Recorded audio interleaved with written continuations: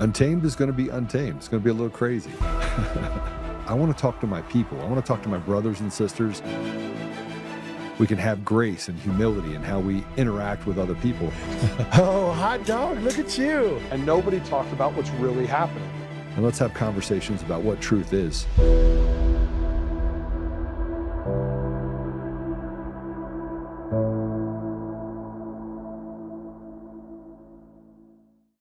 Hey, so welcome back. It's a terrific Monday. Who am I kidding? Okay, so since I actually got to have a court case this morning, I'll just kind of give you guys an update of it. And we have this special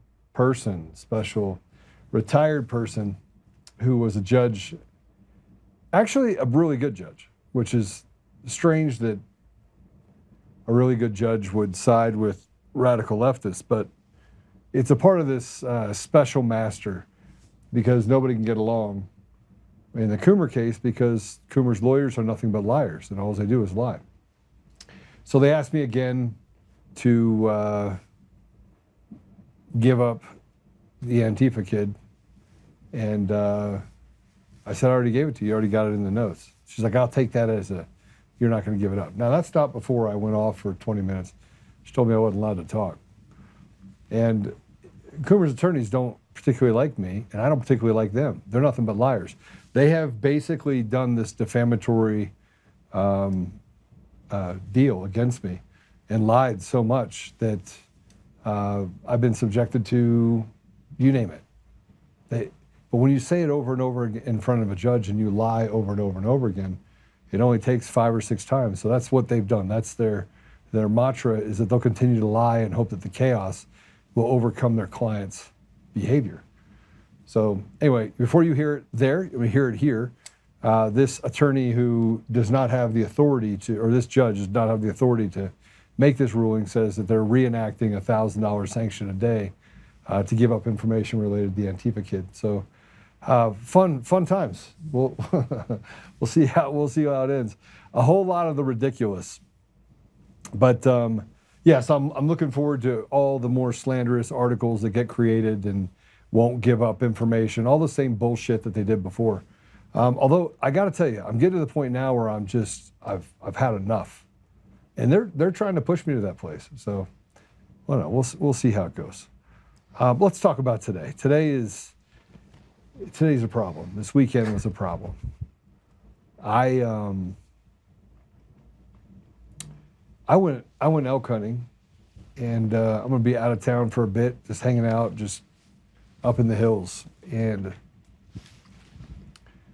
I got to get out of here for a bit. And most of what I said this weekend, I put up some posts about how the stars are bright and they're great, and I went up there elk hunting. I just want you to know that no elk were harmed in the anticipation of me going up there elk hunting. They all ran away. It was not a good hunting weekend. Although I had a great time with my buddy. We went up and got to hike 2.5 miles straight up a mountain. That was fun, and get out there in the side by side and just enjoy life a little bit. But the more and more I see what's happening today, the more distressed I am about where we are. We do have a guest today, so we're going to talk through a bunch of this stuff with him. And it's Adam DeRito. I just asked him, I actually asked my assistant, is he spicy DeRito today, or is he super cheesy DeRito today? But let me just tell you a little bit about him. He's a sky soldier, whistleblower. He's expelled from the U.S. Air Force. He's the author of the DeRito Act. He's coming locked and loaded. He's not going to pull any punches against what I will call establishment RINOs, or people that have been around a long time. He can tell the story about the Pentagon that weaponized psych evals against him now protect Colorado's rigged election systems. And Barbara Kirkmeyer wants to be governor in 2026. Adam called her out by name. She's a legacy RINO, been around a long time. Budget committee enabler. She's done zero action on audits on the machines. When GOP leaders abandoned Tina Peters and fund the fraud, the question will be, is it incompetence or is it treason?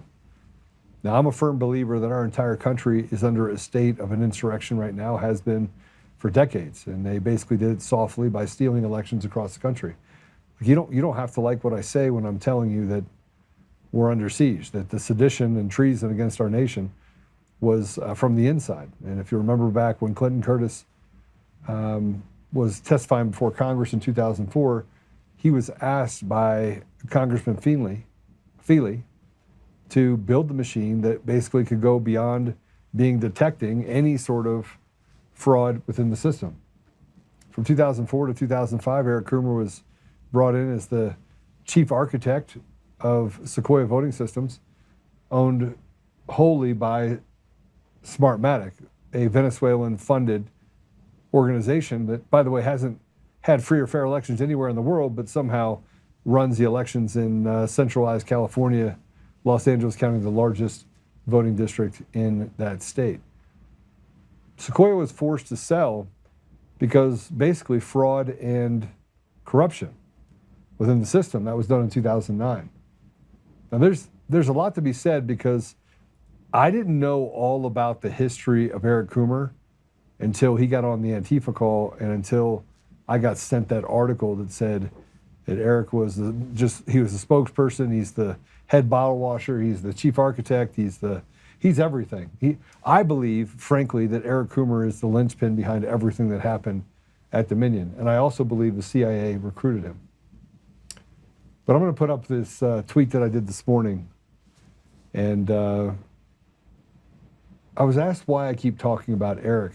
They said, well, he just continues to talk about him. Much like a rape victim that is raped, when you have someone that is so just evil. I mean, Church of Satan tattoo on his arm. The Screaming Pope, it's their favorite artist, to running into buildings, to writing about raping his wife, to writing about wanting to kill police officers, hating Trump, posting the Antifa manifesto. I mean, just really running into a building. That was a big one because he just lied, and it was so easy for him. It was as if it was just yesterday. And then he said, I was lying. And I was lying. So I'm lying, but the guy that literally has been a criminal and done criminal acts for 25 years, that guy is now the poster child for elections. And we should let him, in all of his radical nature, run these elections, not just here, but all over but I'm wrong. And he gets to have my family attacked and attack people around me, but I should stay quiet. No, you don't let a rapist run free, and you don't let people who lie with impunity and do the things that they've done in our country. You don't let them just over speak you. No. So in honor of that, I want to put up this tweet. This is a tweet I did this morning because I wanted to remind you guys where we are. Good morning. There's only one problem this country has. We have been captured by fraudulent elections and largely selected representation at every level. I could care less about nearly anything else. Why? Because the charade of safe, free, and secure is bullshit. If you do not fix the elections, you have no country, and this seditious coup we are actively in the middle of will become ink dry, and most of you will die. That is not hyperbole. That is truth. Hand count at the precinct level, paper ballots in person with an ID, clean the voter rolls, only U.S. citizens can vote, and make it a federal holiday. No machines, no mail-in ballots. It's as simple as that. Everything else is a distraction because they are not serious about solving the problem. Thank you for your attention in this matter. And then we have this tweet from Apollo. This is the daily email from Jonathan Jacobs at the U.S. DOJ to several FBI. The daily email from Johnson Jacobs at the U.S. DOJ to several FBI, DOJ agents and Mike Fratera, counsel for Dominion, was sent on the same day that a special meeting was held and the Dominion contract for Mesa was extended. Tina was not going to renew the contract and had been negotiating with ClearBallot. Tina was removed as director of elections about 1 week earlier by Jenna Griswold. Sheila Reiner contracting for Dominion, and Wayne Williams were appointed to take over. These are people that took money from Dominion while they were taking over. So, quid pro quo. Tina was not present at the contract extension, bore her signature stamp for some reason. The only person that could have legally signed was Tina and her deputy clerk, who was put on leave before this meeting. Thus, the contract signed in August of 2024 is likely null and void. At Real Tina Peters needs to be freed immediately. RICO. I believe every bit of that. And then I want to play this. Look, we're not going to stop. I'm not going to stop. I don't actually care if I go broke. I don't care. I could care less. I don't want to live in a world where they can just treat us like slaves. I don't want to live in that world. Like, I grew up super poor. It doesn't bother me. I'm totally good with it. And that's the difference between me and probably 99% of the world out there that will not stand up and call a man and a woman. Afraid, deathly afraid to answer simple questions. You want to know why? Because they're afraid of the outcome. They're afraid they might lose their job. They're afraid of they want that bag of shekels. They want that bag of shekels. They want to eat and watch their TV. They want to sit down and play video games. They want to simp a little bit more. Don't want to see the truth. Certainly don't want to talk about it even when they do see it. I'm just not built that way. I'm not built that way. I'm not built for the bullshit. Right? So it is what it is. I'm going to continue to do it. But this is what Nino Rodriguez said of why we're actually in Venezuela and why we need to free Tina Peters. Some people are starting to get it. Play it. Do you want to know the real reason we're in Venezuela? Well, yeah, the narco-terrorism is a good cover. And yeah, we want to get rid of drugs. But the biggest reason is it reveals how they stole the 2020 election. How Biden stole the 2020 election, and it all leads to Hugo Chavez's regime in Venezuela and how we intercepted their Smartmatic system to flip and steal votes for the 2020 election, and they hold the key. You know who else holds the key? Tina Peters, who's rotting in a jail right now in Colorado, and her cancer has come back, and they're making conditions unlivable within the jail system to keep her hostage and hopefully kill her in the Colorado jail. Free Tina Peters. Share this message far and wide, folks. I'm gonna bring Adam in. I'm gonna bring Tommy in because Tommy's joining us. I just see he's up there now. I want to bring them both in. Tommy's joining us for the podcast. We've got one more because we're going to talk about Mexico, but I'm going to get their thoughts on this. So Adam, who's with us, and Tommy, welcome to the show. Pleasure to be here, Joe. Thanks for having me. Thank you so much for letting me come on the podcast today. Appreciate it. You know, before we get to the next one, which is talking about what's happening in Mexico. Oh, yeah. Because the people there are pissed. If only people here were this pissed over the fact that you're overtaxed, you're lied to every day, that the media can do whatever they want to you. We're run by cartel members, just at a different rate at the local, all the way state and federal level. It's basically one big cartel. Yeah, and basically Gen Z's had enough of it. This is something I actually wrote a Substack article this morning on my Substack this morning about what's going on in Mexico, and it's critically important. They are sick and tired of being run by narco-terrorists. They're sick and tired of having government officials acquiesce to the status quo. They are sick and tired of not being able to raise their families in safety and having to deal with all these things. And if we watch over the summer, we've seen this happen in Nepal as well. They burned down every government building. They went after the presidential palace.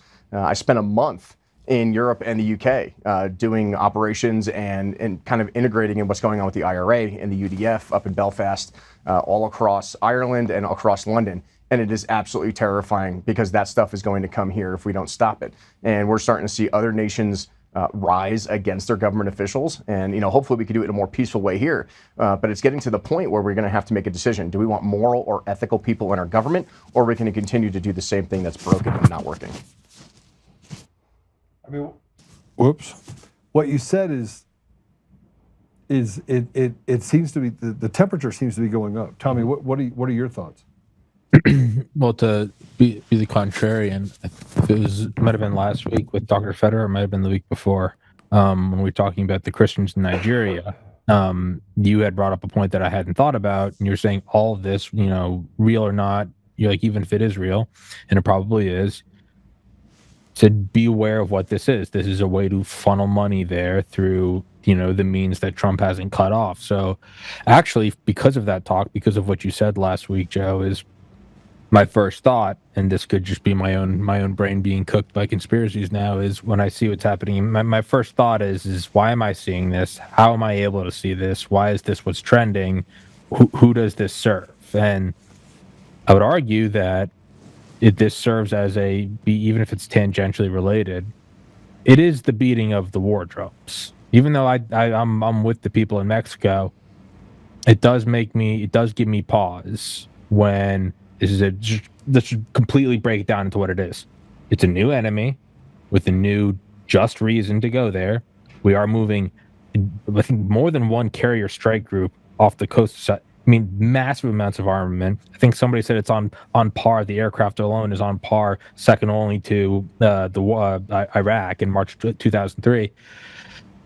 Although I do side with the people there, I am a little more, when I look at it and I go, what am I being shown, and who benefits from me getting a feeling of rah, let's go get them? Just to be cautious. Every time, war on terror or Vietnam or Korea, it's always preceded by some air of justification. I'm just trying to be a little more hesitant right now. Why am I seeing this? Why is it happening right now? Why is it trending? And maybe it is organic. I'm a little more on the fence about why are we seeing this? What is this riling us up to do? Well, I mean, look, I can already tell you I'm riled up. Yeah. We're heading into 2026. I know Adam's riled up. Yep. I mean, we got people all over the country that are telling us what to think and how to think it, and they're not doing us any favors. We busted our ass for 5 years, right? And here we are having this conversation yet again on elections, as if we're just. I'm specifically talking about Mexico.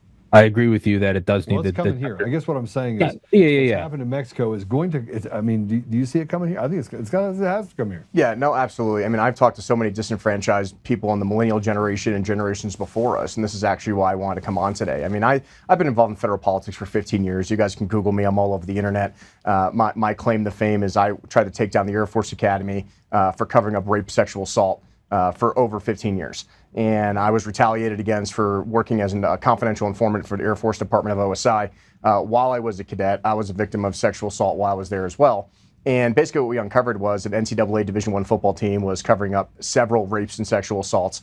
Over 30 people were being convicted of these things. However, when it came down to brass tacks, all of them walked. And they discharged me 30 days after graduation, pulled my degree, pulled my commission, even though I was already commissioning into the Marine Corps. I wasn't even staying in the Air Force.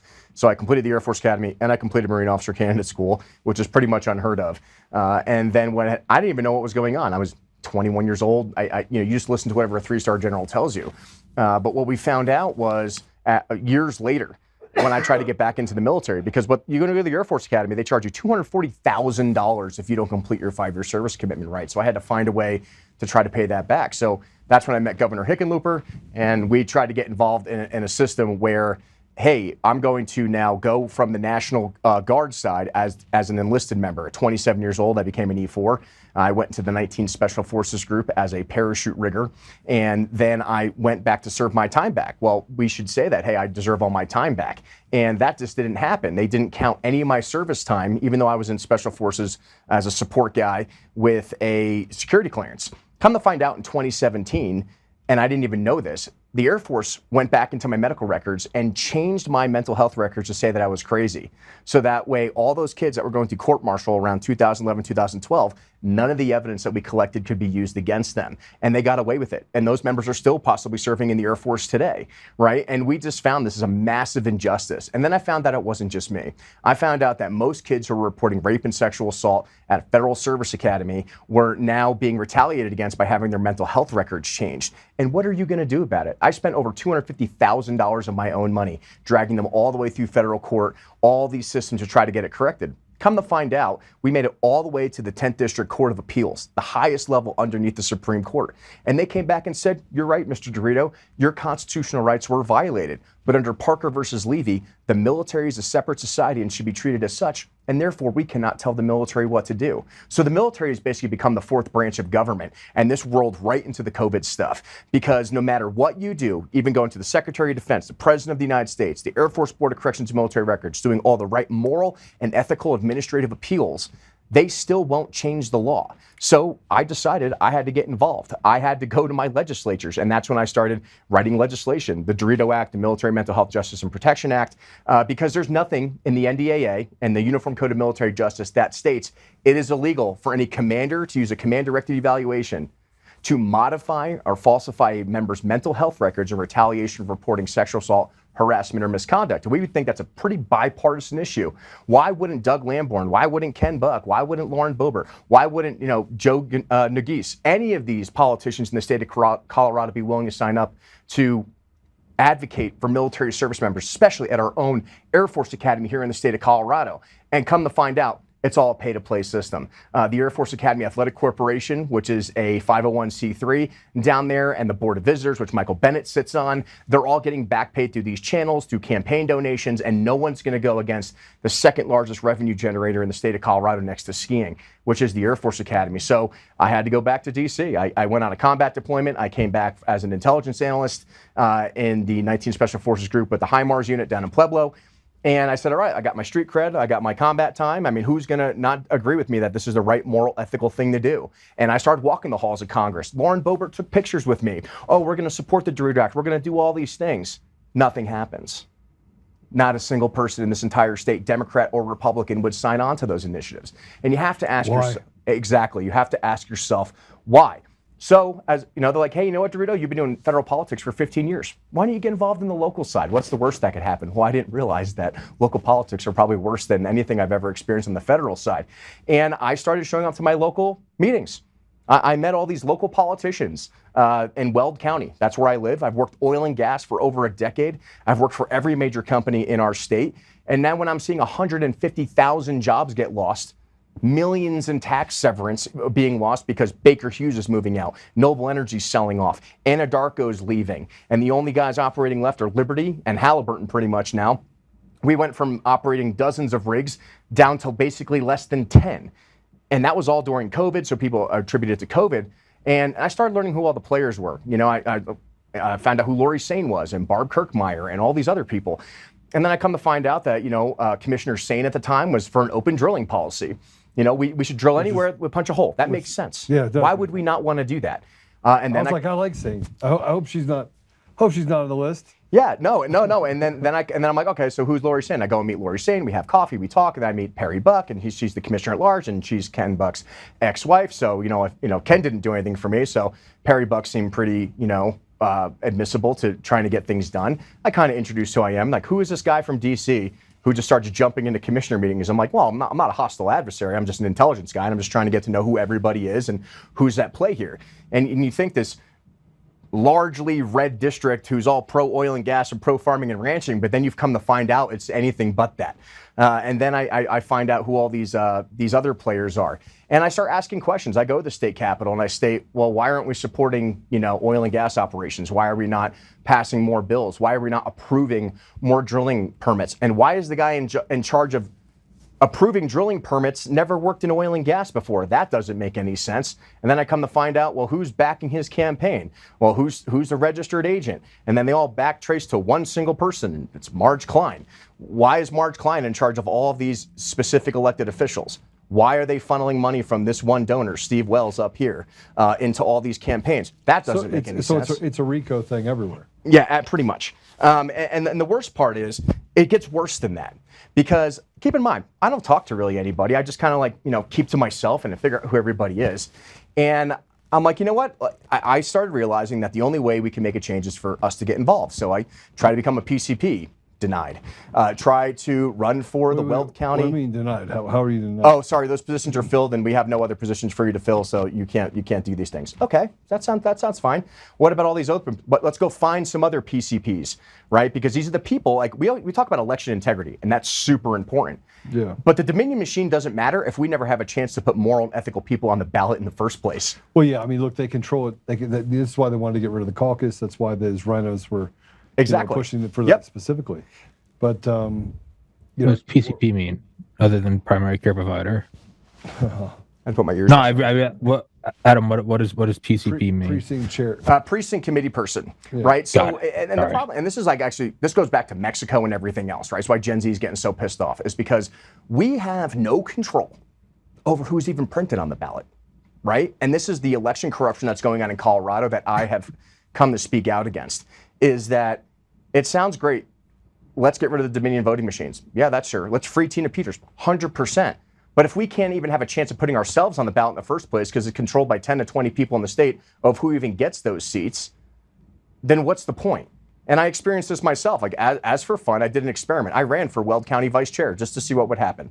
What happened? They walked around, Barb Kirkmeyer and Congressman Lauren Boebert, and they handed out pre-filled election pieces of paper and said, this is who you're going to vote for. You're not voting for him. So if you want to talk about election integrity, let's talk about blatant corruption out in the open. And not only that happened in Weld County. Why would Kirkmeyer do that? Why would Lauren Boebert do that? Well, why are they in other counties that they don't even represent either? So you go look at Pueblo County. Well, are you saying Lauren Boebert likes Kirkmeyer? Yeah, absolutely. Because here's the problem. Where do they get all the donations from? Steve Wells, up north, right? A lot of money gets funneled from these guys into these campaigns. And, like I said, Lauren and I had a great relationship for a long time. But when you're not going to pass common sense military justice and protection for our service members, and I have Air Force Academy cadets literally as of 2 weeks ago committing suicide, and their parents calling me, asking me, when are we going to get these changes? And it's not happening. You're going to have to aggressively start and say, we have to change the system. And it's nothing against them. I understand how politicians work in D.C. At the end of the day, it's dollars and cents, and you need that donor money. And the worst part about most people in the state of Colorado is they won't even donate $5. They'll show up to a Trump rally. They'll show up to a Charlie Kirk truck rally down I-25. But when it comes to actually donating or showing up to events or door knocking, a lot of people aren't doing it. And most millennials, I don't have time to go to a 6:30 a.m. pancake breakfast on a Wednesday. I have to go to work. Right? And they schedule all these meetings where all these decisions are being made during all of these things where we can't show up. So how can we possibly participate in our own constitutional republic if we're not even given the chance? And then, like I said, they're preventing us from becoming positioned. But the exception to that is, there's some other people like in Weld County, like Hunter Rivera. He was put in as the Weld County chairman. Why? Well, he worked for Kirkmeyer for several years. So he's going to do exactly as he says. And I've tried to talk to him about it. Like, hey, man, maybe you should take a step back and consider, our generation matters. And if you keep doing exactly what the people who have been in power for 30 years are controlling the entire party, we're never going to have a chance. And they're probably going to oust me from the Weld County SEC committee after this podcast, which is fine. I don't care. Yeah, I don't think they will. People don't like it when I get on the sharp side of the stick. Yeah, but it gets worse, Joe, because what happens is I stayed out of it. I'm like, all right, you don't want me to be Wells County Vice Chair? That's fine. I'll be a district captain. I'll help try to get things done. And then I get handed a list. Hey, you got 12 people in District J, and you can go fill 4 positions for PCPs for caucus this year. Hi-ho, the DeRito, that sounds awesome. And then I find out that there's hundreds of people on that list, and they didn't give me that list on purpose because they don't want me to fill those positions because they have all the votes whipped to ensure that their people are put on the ballot and not anyone else outside the system. And they're doing this to multiple district captains unless you pay to play and are playing the game. And I just can't stand it anymore. There is zero chance. Like I said, Dominion matters, absolutely. But if we can't even get the people we want, new, younger Americans, to get on those ballots, right? I'm a millennial. I'm 38 years old. I think I'm more than competent. I'm an officer in the United States Army. I've served my country for several years. I work in the oil and gas industry here. I'm a substitute teacher at St. Mary's Catholic School, and I'm a farmer on my own 12-acre piece of property. I think I know what's going on in Weld County, so maybe I should represent those people if I chose to run, or several other people. There is no chance in hell unless Barb Kirkmeyer and her cabal signs off on it. You have zero chance. And I experienced this in D.C., and this is how I ended up coming on this show. So as of 2 weeks ago, I was the national vice chairman for the American Veterans First Association. And our only objective as a 501c4 is to raise money and funds to ensure that veterans, especially for the global war on terror, can get elected to office. And that's not just in Colorado, that's all around the country. And when I mentioned this, when I was running for Weld County vice chair, Lauren Boebert even called me out, well, how much money did you raise? And I was just like, a lot. And she, and then that scared them. Like, oh, DeRito's raising money, and he's probably going to be putting up candidates to primary us. Correct. That is 100% accurate. Because if I don't think you're a good candidate, I don't care where you are. That's what our primaries are for. If you're doing a bad job, just because you have an R behind your name doesn't mean you should be serving the government. Yeah, but they can actually just petition on. Sure, they could do that too, and you should be able to. Well, I mean, what about open private? We're getting ahead of it. I want to go through a couple of these things, and I want to get to that because there's more to it. Yeah. I saw your post. You called out Governor Bill Owens. Yes. I'm just going to tell you, but Governor Bill Owens, I had a large amount of respect for him until I didn't. Yeah, and here's the thing. I don't know who Bill Owens is. I've never met the guy. And keep in mind, I've also never personally talked to Barb Kirkmeyer in my life, ever. But she knows who I am. And apparently so does Governor Bill Owens. So I was in D.C. on our last legislative push this year. I was out there with Carolina Stanzik, who is one of the only members who is 100% medically disabled at 25 with a pacemaker because the COVID-19 vaccine legitimately almost killed her and gave her several heart attacks. Brian Talley has passed the Talley bill and has passed several veteran legislation initiatives. And I work with them from Florida and from Texas on passing these initiatives because I can't get a single congressman in the state to do their job. So I'm going to go with other states' congressmen in those connections. So we're out there. We're at the Michael Flynn, General Michael Flynn's gala out there, interacting with things. And I get a phone call. I get a phone call from one of our board members from the National Veterans Association. They say, hey, you've been removed by secret ballot from the America First Veterans Association. I said, well, how is that possible? Because I'm on the board. Well, we got a call from a former governor, Bill Owens, who's associated with Barb Kirkmeyer, who apparently is a state senator, and they're telling us how you're working against the Trump administration, even though I've probably been to President Trump's house more times than most people in this state throughout the entire election season. And to be fair, this is probably their naivety. In D.C., you have to vet people's information at least through 3 to 4 people. You can't just believe one person. And they were young and naive and didn't believe that. So they had me removed as a board member because knowing we're coming into the election for midterms, I am finding people to primary people in other states and Colorado. And well, the good thing is that, you know, Bill and Barb, you did it right before our massive fundraiser at Trump Tower. So now we're going to dissolve the organization that had no election money for midterms. And you did it before we were a financial machine. So now we're going to reorganize into something else. But here's the thing. You look at Governor Owens, yeah, he did a lot of things for infrastructure up front. He did some good things. But then, you know, he started participating in Referendum C and opening up Tabor, which started dividing the entire Colorado Republican Party and destroying everything of what's going on, especially when it comes to the Rocky Mountain heist and what people like to talk about. Read into those, you know, statistics and everything that's going on. He was responsible for splitting the Republican Party, which is why he's become an ineffective person in state politics.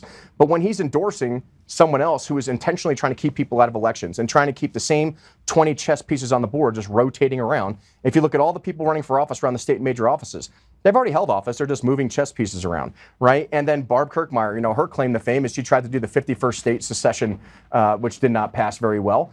She did not back SB 181 correctly. And, you know, for someone being so pro-oil and gas, but then agreeing to setbacks and environmental controls, that's why we lost hundreds of thousands of jobs in the state and billions of dollars of investment. You know, so it's a two-edged sword. I can tell you why they don't like you. They don't like you because you read. Yes. In other words, it's not hard. You've read a book before, or 1 or 2 or 3 or 10, and frankly, you make sure that you're the most publicly educated person on the subject you're talking about. I am a little concerned about Bill Owens, related to what you said as far as he's anti-Trump. Bill Owens is anti-Trump. Yeah, that's what I said. It's hilarious that he's calling me that when I literally have met his entire family and hung out with him at Mar-a-Lago several times over the election season. No, but I'm saying that Bill Owens himself called Trump a charlatan in 2016. Right. And said he was terrible. So Bill Owens is probably one of the most terrible human beings you're ever going to find. No, I agree. Sorry, guys, listen to me. In 2021, I was at a friend's house who was having a get-together for children. I was there to donate a bunch of money. And Bill Owens was introduced to me, and I'm like, well, if you don't get rid of the machines and mail-in ballots, this is in 2021, you don't have elections. Like, you don't have and he goes, the elections weren't stolen. And I almost punched him in his face. I don't blame you. I was really close. It got pretty heated. And I'm like, choice word. Tommy, I have lots of choice words. But here's the problem, Joe, is that, yes, there's a divide in the Republican Party here, and we're doing nothing about it. No, it's not. It's not a divide in the Republican Party. It's I would been agree. captured by a bunch of pieces of shit. Correct. Right, including this Bill Owens guy. Correct. And let me tell you something. If it's not just Bill Owens. Correct. Right? It's what I call the poker table. Mm-hmm. Right? It's guys that get around and they share power. and they captured a couple of key billionaires in the state. And those billionaires, basically, they just go in and they just maneuver them as if they have a joystick on an old Atari. Yes. Right? Just 100%. ding. But that's why it's up to us, Joe. Is that like, do we want to start seeing government buildings burn down like in Nepal, or massive government uprisings in Mexico? Like Gen Z and the younger generation is getting tired of it. I mean, we're getting proposed with a 50-year mortgage now, right? I mean, these are the things they're telling our generation that we have to acquiesce and agree to now. And these are some things I just don't agree with. You know, it's how are we going to be able to raise our future families and buy a house and live the American dream that they've had the opportunities to? And these people are still in control. You know, we're now running people for governor that have no idea what's really going on in their own home state. And they're actively working against change agents like myself who are trying to do the right moral and ethical thing. And if I could fight the Air Force Academy and the Department of Defense and the highest ranking generals in the United States military for 15 years and win, if you think I'm afraid of you, here at the local level, you have another thing coming to you. And I kind of warned them of this. I'm like, I have no problem staying out of local politics and going to some events and shaking hands and kissing babies, so to speak, and keeping to myself. But the second they went after my initiatives to help veterans on the national side, and then convinced all the congressmen in the state to include Lauren Boebert and Gabe Evans and Jeff Crank and Jeff Hurd and all the Democrats too, you know, Diana DeGette, Joe Nagise, Jason Crow, right? All of them. They all agreed not to support this act. Well, then we have a problem, because if we can't change the system now, and this is their tactic. We all know that midterms historically have low voter turnout. We're lucky to see 24%. We got our butts kicked in Douglas County, and now we're being run by a bunch of Democratic socialists on school boards. And people are saying, oh, Douglas County. Yes, Douglas County. Douglas County, the reddest. We don't have any problem with our election systems, everyone. No problem. The reddest county in all of Colorado is now got a radical school board to match the radical school agenda inside the schools, which, by the way, has not changed. And here's the thing, we have to use Trump's philosophy on this. We have to make it too big to rig. We have to have massive turnout. You can't just sit around and say, oh, President Trump's in charge, he's going to fix everything, and I can sit home and just tweet away on the Colorado GOP signal thread. You know, that's not how it works. We have such low voter turnout, and we are disenfranchising the young people. It is also your fault. It is your fault for not showing up and participating in your own constitutional republic. And this is what I'm trying to motivate people on, is that if you don't think we have the right candidate, no matter what district it's in, then we need to find somebody to replace them, and replace them now. Because if the Trump administration loses enough seats in the midterms, we're going to have a lame duck presidency. Nothing is going to get done. Tina Peters isn't getting out of jail, and that's the end of it. And then they can go back to the good old boys club and the establishment system in 2028, right? So it's up to the younger people. I need you to show up to vote. I need you to participate in your own constitutional republic. You know, our founding fathers said in the final line of the Declaration of Independence, to this we pledge our lives, our fortunes, and our sacred honor. And if they're willing to have their houses burned down, if they're willing to have their families murdered, then you need to be willing to do the same thing. We don't want to. They weren't willing to have their families murdered, right? Because I can tell you right now, I'm ready for battle every day. Every single day. Exactly, but we need to be able to do that, Joe. And the problem is we're not getting enough people to participate. You know, we're seeing, you know, like I said, I'm the only guy walking the halls in D.C. and Colorado. I think I'm there sometimes more than our own congressional representatives. It's kind of embarrassing. And I don't get paid to do this. I do this all pro bono. I think last year I actually did my taxes, $58,000 in pro bono work this year for cadets and service members around the country at my own expense, my own flights, my own hotels, you know, going to these events and trying to get people in the room and trying to help them out so they don't kill themselves. So I can't bribe you with a bag of shekels. No. Tommy, can I bag you with a brag? I had a nice embroidered velvet yarmulke I was going to give you, but I don't think Adam's interested. So. No, and like I said, guys, what it comes down to is, like, you know, I have nothing against Barb Kirkmeyer or Bill Owens personally. I don't know them. Like I said, I've never talked to them. But when you're actively working against someone who's actually trying to change the system and change the entire voter population from the generation that sent my generation to war for 20 years, you have another thing coming to you. We're not backing down. The people that I work with are absolutely sick and tired of it. And if that means I have to bring my out-of-state resources and all the amazing organizations and veterans that I've connected with over the 15 years I fought, you know, some of the highest levels in the federal government for, I'm not afraid to do that. You know, but it starts at the local level. When I see my property taxes go up $800 a year, when I see hundreds of thousands of oil and gas jobs being lost, when I see Suncor Refinery lose a $25 million paving contract because not a single Republican stuck up for them at the EPA meetings. I was the only one in the entire state to show up against a bunch I think it was 80 Democrats, socialists from Earth Justice fighting the EPA to make sure that we could reduce emissions by getting rid of our asphalt production when it's the only place in the state to pave our roads. So our politicians literally can't pave our own roads because we now are not producing the asphalt. We lost that money. We lost that revenue. Now we're buying it in Nebraska, shipping it back into the state. And when I call up our representatives, whether it's our local state representatives or whether it's our congressional representatives, and say, so what are you doing to save these union critical infrastructure jobs? And nothing happens. Deaf mute. Ignore email, ignore text message. So we need to replace them. And it starts with you. And we need to find people that are willing to do the job and do the hard work, no matter who that is. Because I will tell you, the Democrats are ready to fight. I have talked to several people on that side of the party. I put on a different pair of clothes and maybe like a, and walking into these meetings, they are actively raising millions of dollars to oust Lauren Boebert. Millions of dollars. With who, though?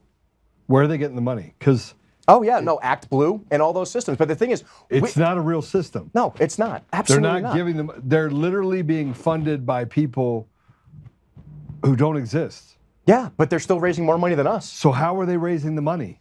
Act Blue is one of the primary funneling systems. Why is it we can't get to the bottom of Act Blue? Well, if you can go on the FEC websites and you can take the Act Blue, you can take individual donations and you can trace it back. And some of them coming from like old people in Florida.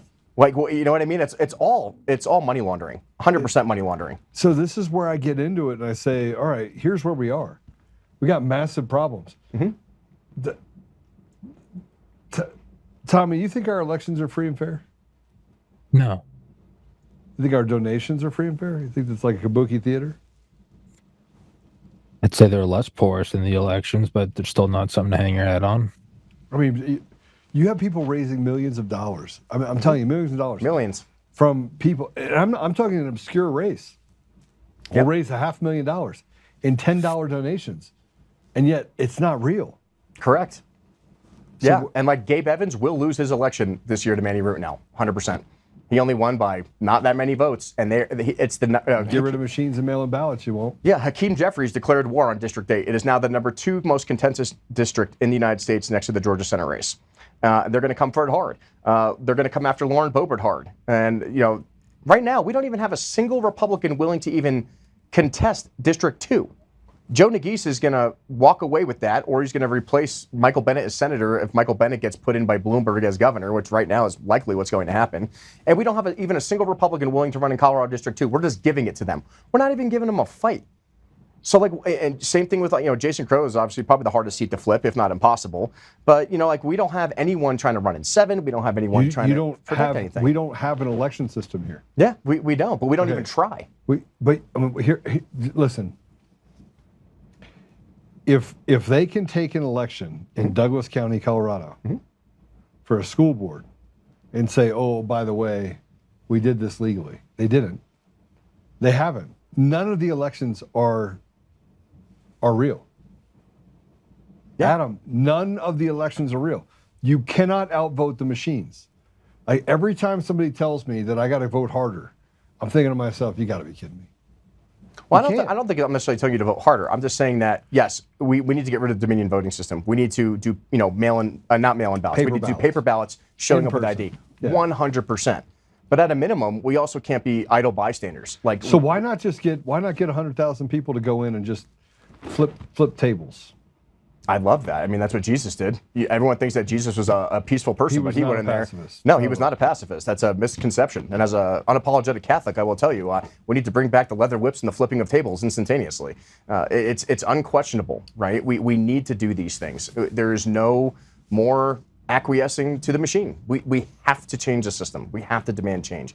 And we can't just sit around and let us lose the midterms and let us get cleared house here. And just say, oh, well, we tried. Well, you didn't try. You didn't try hard enough. If you guys put in half the effort that you do on these Facebook groups and these signal threads into actually participating in what your local stuff is and forcing your elected officials to demand that we have in-person voting with paper ballots, then maybe we might see some change. But you can't do it by sitting idly by and being a keyboard warrior all the time. All right, let me show you what it's coming to. Let me show you what's coming to, because I want to get to Mexico, and then Tommy, I want your thoughts on this. Play cut 4.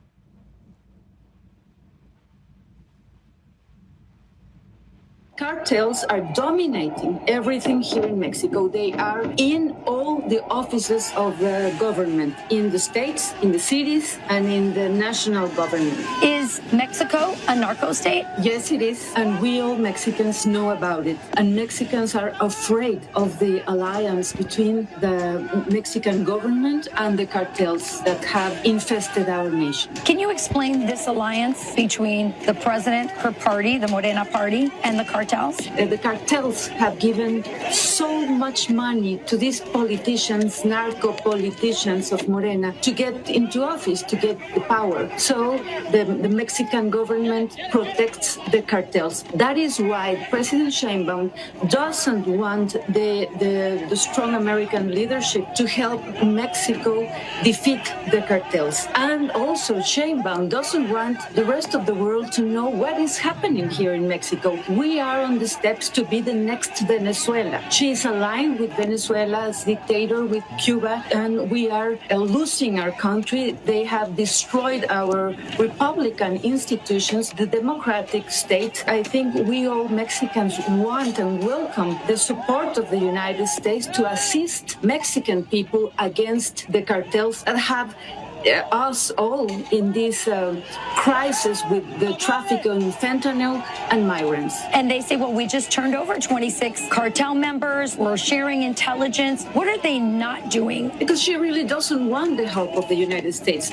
She is lying to Mexican people, telling Mexican people that the United States will get in control of the whole country. Right. I never listen such nonsense. What we have listened is that President Trump wants to help Mexican people against the cartels. Mexican people are suffering. We have huge narco politicians here in the Senate, in the presidents, governors. Mexico is a very dangerous place. Are you afraid for your life? Yes, I am afraid. And the president has threatened me to proceed against me with criminal prosecution to get me out of the Senate and get me in jail just because I told you what is the reality of our country. We, the United States and Mexico, must work together to defeat the cartels and to get freedom for our country, for Mexico, to stop it from being the next Venezuela.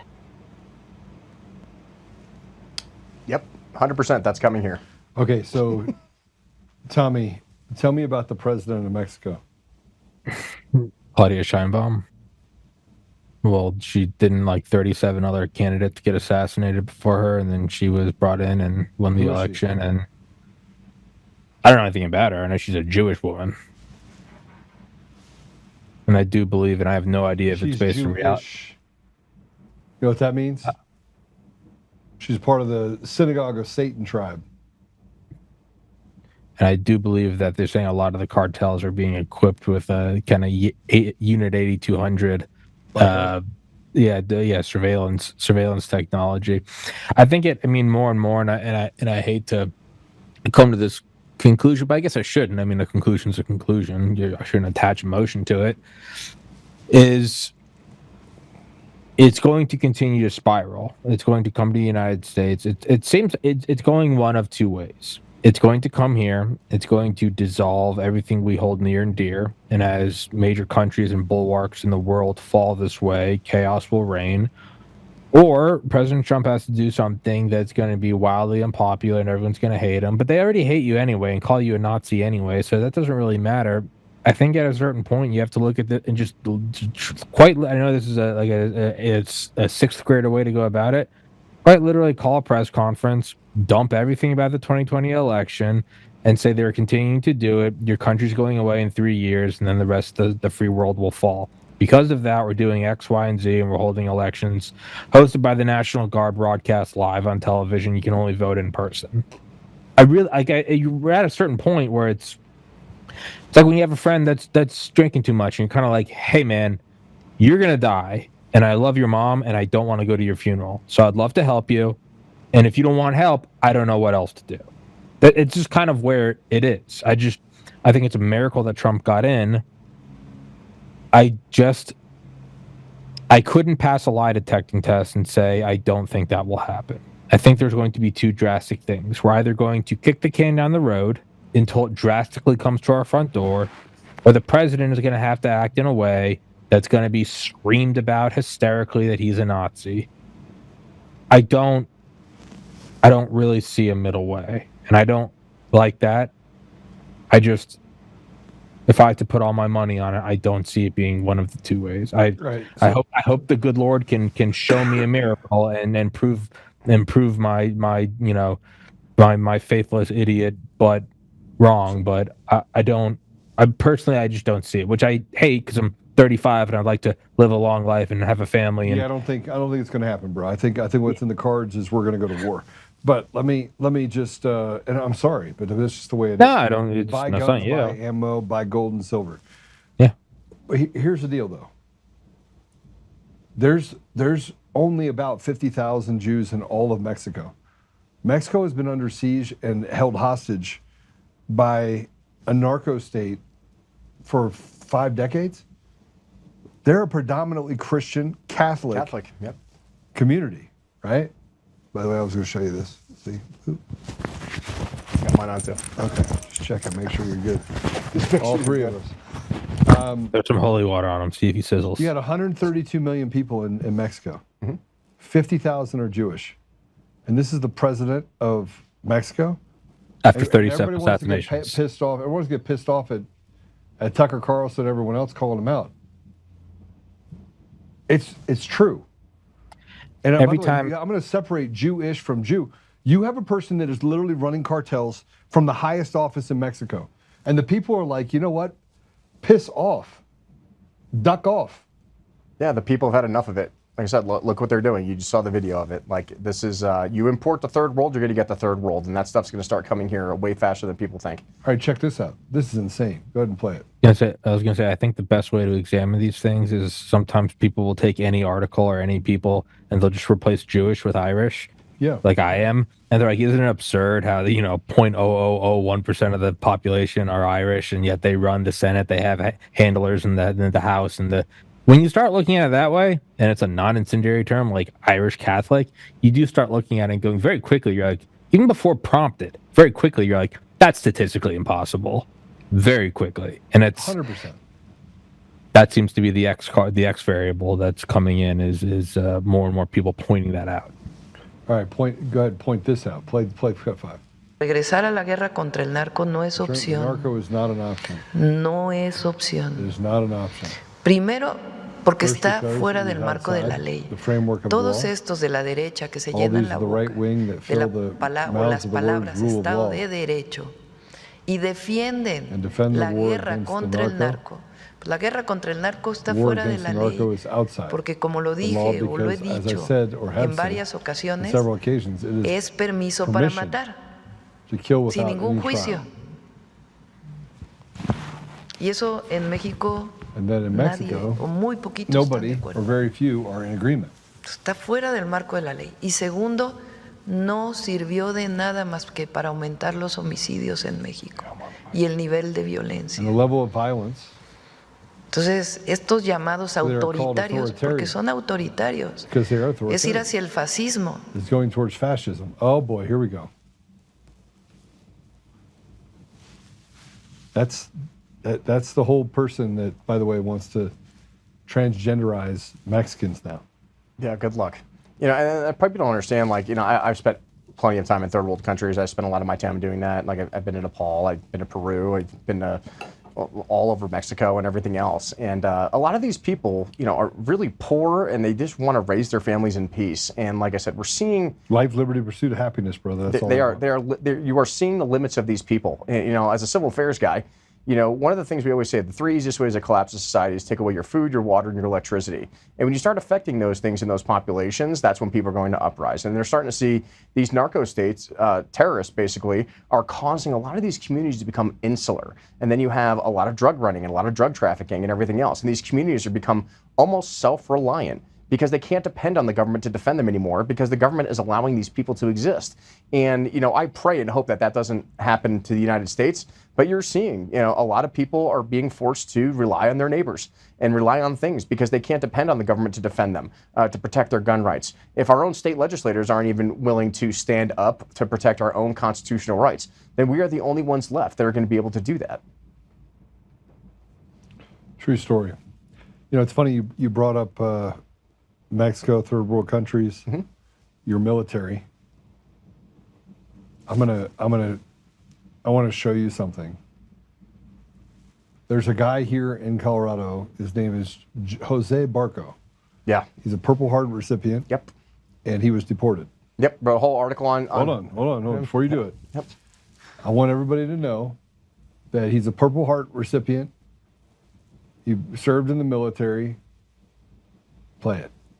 An Army veteran who's been in federal immigration custody for nearly 11 months today was deported. Now, for months, Denver 7 has been closely following the case of Jose Barco. I'm glad you're with us to wrap up this week. I'm Shannon Ogden.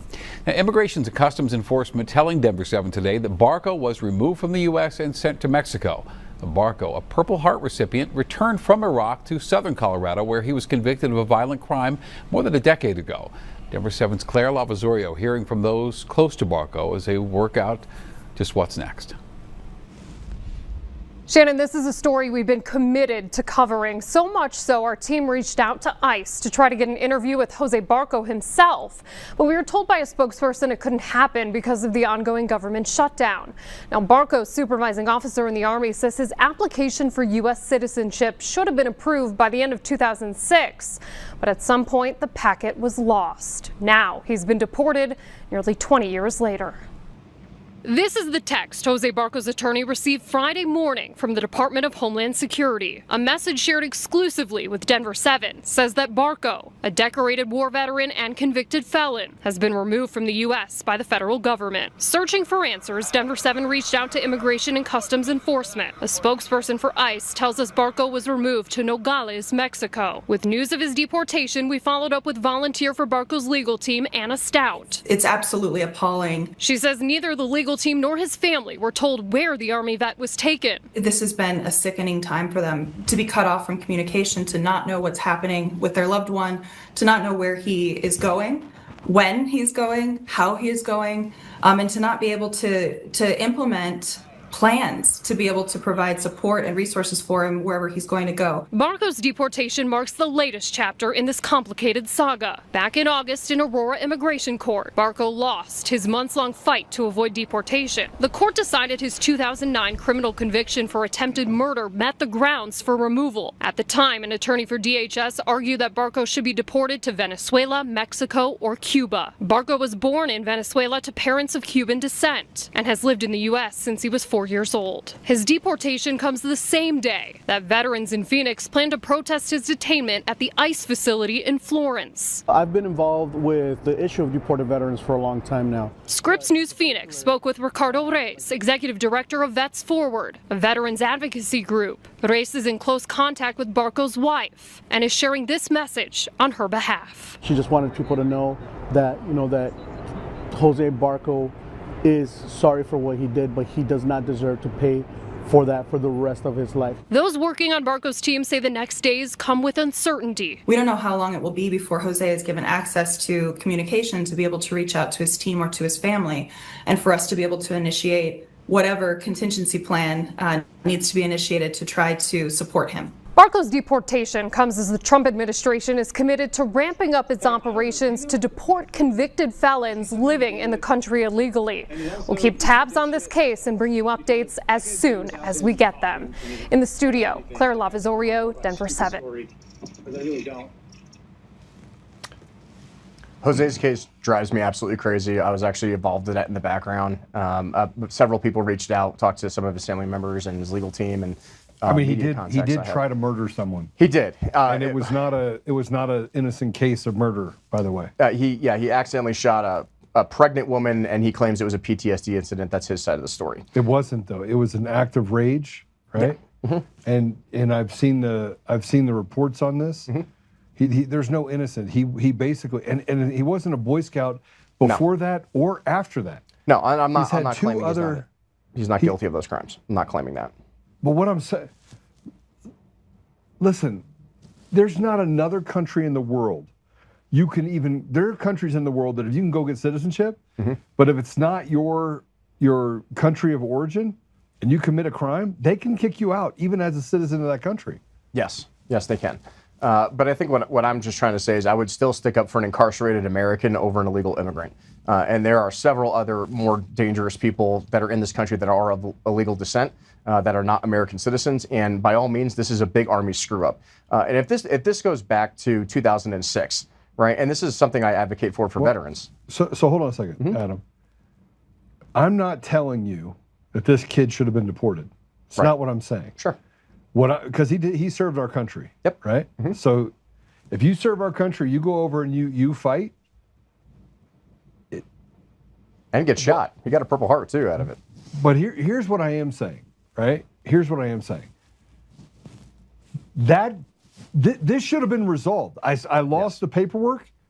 They should have literally walked the paperwork over, walked it into the deal, dropped it. Correct. But somebody wanted to make him an example. Someone wanted to make him the bad guy, so they'd have something they can hang their hat on. 100%. And this is a failure of his command. This is a failure of Fort Carson. They completely screwed him over. You know, I even tell a lot of people the legal immigration thing. If you want to go get your citizenship faster, go join the United States Army. I'll bring you over to the recruiting office myself, right? But they completely screwed over his entire case, and no one fought for it. And yeah, he suffered mental health issues. He served in federal prison. He definitely committed a crime, 100%, not denying that. But what I'm saying is that this is exactly the issue I run into that I've dealt with for 15 years, is that not a single lawmaker is advocating for members who serve in the U.S. military in this state. Not a single one. You know, you want to go fix these issues, whether it's the Air Force Academy, whether it's the Army, whether it's Jose Barranco, whether it's Joseph Furnow, who I dealt with at the Academy most recently, and Jeff Crank refuses to get involved in that case as well, is that we have members of Congress who claim to run on I support veterans, and I'm going to support some of the largest military bases in the country here in the state of Colorado. Yet I can't get a single one of them to sign a letter of inquiry to the Department of Defense / Department of War to help advocate for these veterans. Not a single member of Congress, Democrat or Republican, in the entire state of Colorado helped advocate for Jose Barranco's case. And now he's gone. And he's likely not going to be able to come back here because of his conviction and the regulations behind that as they stand, right? But where are all these members of Congress? Where are our state representatives? Where's our governor advocating? They don't care. They don't care. Listen to me. They don't care. The people, and this is why I wanted to have you come on here. It is a cartel. Our country, Tommy, do you feel like our country is run by anyone other than a bunch of frat boy elitists? No, skinny jeans. It's royalty, yeah. Agreed. And what are we going to do to change it? We have to change it. Like these, just because they have an R or a D, whatever side you want to sit on, and we have to keep them in their seat. No, it's time to remove them. It is time. Midterms 26, this is going to make or break our country. We need to make a decision collectively as a moral and ethical population of whether we are going to try our hardest to put the right people into place. And yeah, we're going to have to fight a broken election system 100%. And we might lose, but we can't sit around and say, well, we're just going to throw our hands up in the air and we're going to talk about it on podcast for another 100 hours and still not resolve the issue. These people are not doing their jobs. They need to be removed, and we need to take a stand against that. Just gets me fired up because I can't stand these people, know. So Tommy, they're demons from hell. Adam was a whistleblower. I, in essence, was a whistleblower because I was on the Antifa call. So I guess you could call me a whistleblower because without me, we wouldn't be looking underneath the skirt of Dominion. I'm pretty much hated by the establishment on both sides. Yep. Even though they privately tell me, Joe, you're so right. You have no idea. You're right. I mean, I had a conversation today with a leftist. Yep. And my fact checker friend is like, Joe, you will prevail. And I was like, after 6 years, I'll prevail. Yay me. Yeah, 6 years of hell. Having to go through hell and spend millions of dollars and be dragged through the mud to prevail. That's what they did to me. I mean, that's why I wrote this book, which, I wrote my entire memoir about my life, about this entire case. It's called The Guy in the Yellow Tie. How I got that nickname in D.C. is pretty funny. But, I mean, I wrote about my entire life growing up. And, I mean, I've been a public servant since I was 12. Firefighter, EMT, search and rescue, joined the Silver Patrol, went to the Air Force Academy, trying to be the all-American kid. Then realized how rotten the system was in the late 2000s, and then spent 15 years of my life and basically made myself broke trying to fight this establishment system. And the fight is still not over. Like, I still fight these people in court in the Air Force Board of Corrections military records. It's not done yet. Well, you just said that they can lie about you and there's nothing you can do about it. You cannot. They tried to call me a pedophile in open court because we were, there's a whole story behind that. But, basically we were like the Chris Hansons, going in and trying to find all these kids, And basically, I was terrible at online dating at the time, and I was talking to a 19-year-old, and then later they said, well, this person was really 13, but how would you like to work for us as an undercover informant? And even to this day, my lawyers were like, we don't know if that was actually real or if that was actually an agent just trying to recruit you because they know you're a Marine going, leaving the Air Force. But I never got charged for it. I've never been arrested. I don't have any criminal record. My entire background check's posted on my website, adamdreher.com, if you don't believe me. And I hold the top secret security clearance as an officer in the Army, so none of that is true. But the thing is that the Air Force can publicly say anything they want against you in their defense response.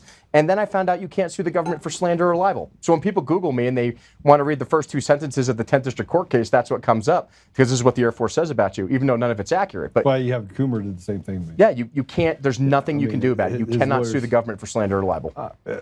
I got the CIA treatment. I got the CIA. I literally had someone call Laura Logan. His name is Clint. What's his last name? Starts with a D. Out of Castle Rock. He ran for office. I don't remember his name off the top of my head. Clint. Anyway, he called Laura Logan because I mentioned her on the show and said, Joe's a really bad guy. And then I had Mermaid, who told my assistant that I don't have any credibility. Mm-hmm. I don't know if anyone else that has done the things that I've done. No. I don't know many. It's one of the reasons I like you, Joe, is because oh man, this guy deals with the same shit I do, just at a little bit of a higher level. I mean, they have tried to ruin my character, assassinate me for over a decade. And then I find out that the same people in our political system in this state try to do the same thing. Why? Because we're the ones out there making change. We're poking the bear. We're trying to actually get justice, not only for survivors and victims of the system, but also to try to fix the system. And is it going to be a long slug out fight? Absolutely correct. But like I said, when I walk the halls of DC, I'm there alone. All these people are a lot of talk. All these people say they want to do this and X, Y, Z, but I'm the only one I see in DC doing the work. You're the only one here on this podcast actually challenging the narratives and having the hard conversations. Do that with you. I should go to DC with you. You should go to DC. It's actually a lot of fun. Yeah, I was supposed to go last week. I just got caught up in work in my yeah. No, I'd love to bring you with all the work I do with Brian and introduce you to my circle because, as I learned, I don't reveal who my contacts are. I've met with some pretty high-level people, but I don't post everything on the internet for a reason because I respect my relationships with those people in the administration. But I'm getting sued with Trump, so I decided that I just would not even entertain. I mean, I felt bad that he was getting sued. Yeah. With me, but I But the thing is, Joe, we have to do something to initiate change. We could talk about this for hours, and it's great. It's awesome. People are going to pay attention to it, but I need the rest of you to start showing up to meetings. I need the rest of you to start learning how to tailor suits and having rational conversations, because if I hear, I'm sorry, but most of the state central committee needs to be replaced because they're the ones in charge of electing, our current leadership and everything else, and it's just like an endless pit. 300, where this is Sparta and we're just kicking everything down a pit that doesn't end. So, what do you think, Tommy? Way quiet for Tommy. Tommy, this is like Tommy, subdued. I'm trying. Like somebody. I'm trying to. No. I'm trying to observe. No, I'm trying to observe. I mean, so if we're talking about the rot all the way through, and everyone's in agreement that the rot is so pervasive and it's reached so far down. The unfortunate conclusions are that it's not going to be fixed without radical surgery. And I don't think, and I'm looking at it at a point where it's going to be something beyond the pale. It's going to be Trump saying, I'm sending in the National Guard to do X, Y, and Z. That's a shitty outcome to think about. That's not a fun bridge to cross. But just the more you look at it, and Joe, I think you said last week, being about a systems engineer, you're they're just changing names of things. Nothing is changing. You have to start looking at it and going, well, what is realistically going to happen? Because you have to understand that the idea that, well, if eventually a civil war and discourse and unrest will hit here, the people that benefit from that are also the state. So although they would rather quietly boil the frog, if they have to go the civil unrest route, they will, because they'll just be able to roll out a state of emergency. So even that is not in their favor. So the two forks in the road, either we do nothing and it collapses, or we do something. Those both favor the state. It's an unfortunate alignment of planets, but I think it's going to come down to Trump being in his second term, his 80s. He's a billionaire. I mean, what do you have left but legacy and honestly vengeance? I think he has to do that. I think you have to do something radical from within the state power. It's not a fun conclusion to be at. And I've been doing this show for 6 years, almost 2,000 episodes. Like, I don't like spiraling down to it's all good, because I don't have any experience. All the Delta Force guys I interviewed, they're all going to kill everyone and take everything. I'm going to get shot on the first day. This isn't me calling for it. I just don't see. I don't see how it's not going to correct itself unless Trump does something drastic. I think he has to do something, and they're going to hate you and call you a Nazi fascist. They were going to do that anyway. Well, I mean, let's be honest, Tommy, though. The only way that he's going to be able to do the things that you're saying, like these radical changes we need in this country, is if he maintains the ability to maintain the votes in Congress. And that's what I'm saying. He has to hit midterms. No, he has to hit a point. He has to hit a point of the presidential. What is it? The presidential executive administrative measures, or the PEDS, or whatever. Or like it's at a point where it's going to be like, no, it's going to be like a sweeping power thing. I don't. If I'm looking at it like a video game, like I don't know how else you go about it other than be like, okay, I'm going to do. Listen, I'm going to tell you what he's going to have to do. He's going to have to declare it an insurrection, because we're actually. That's what I mean. That's what I mean. Something that's going to blow the news out, and just do it.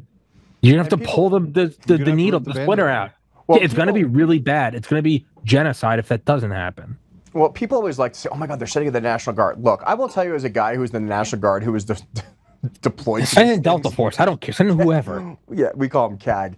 Yeah. But the thing is like, look, they called us up for civil unrest. Like, I got deployed to January 6th. They loaded us up with like 15 rounds. How was that January 6th? Yeah. Yeah, they loaded us up with 15 rounds of ammunition, which I told all my guys to duct tape their mags. Don't even think about it.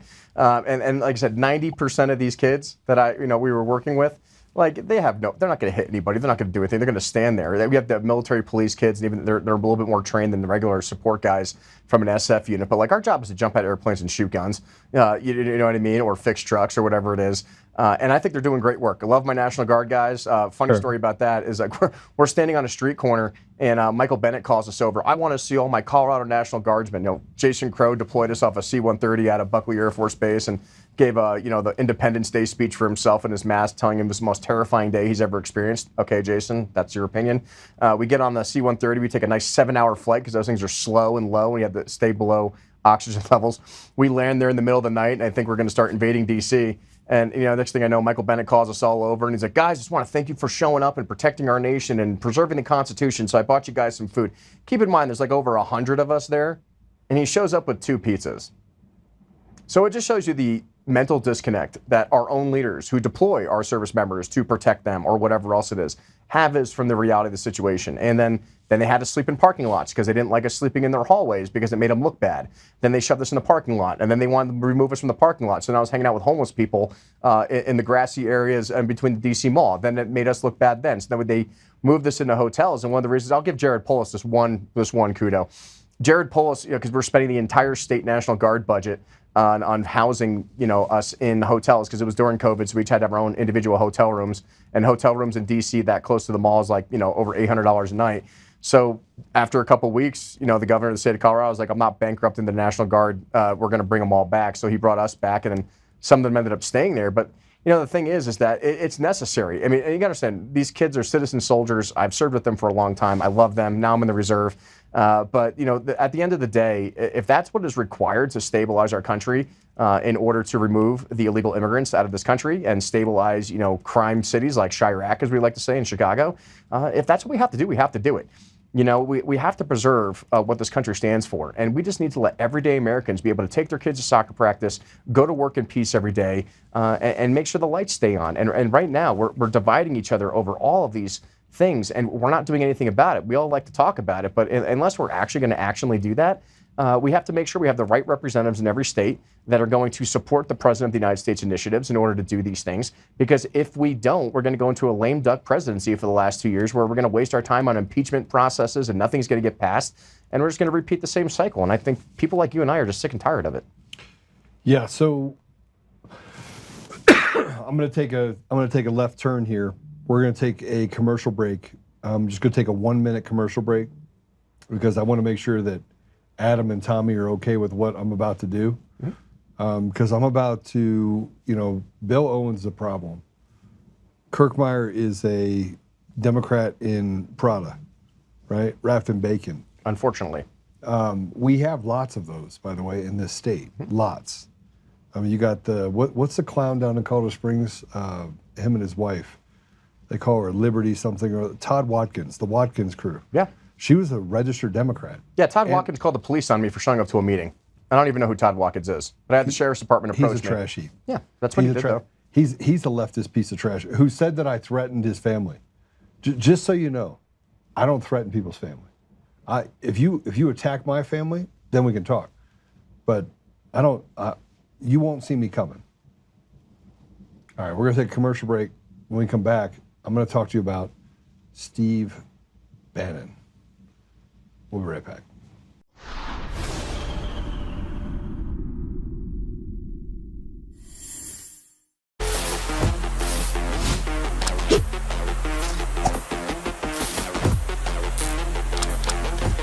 This is what we trained for! This is what we trained for!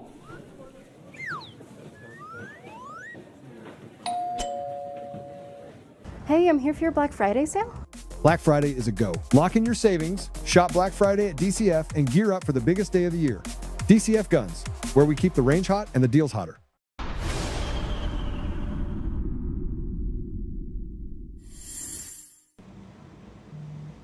Okay. I cleared it with everyone else so that we could actually talk about this. Steve Bannon. Remember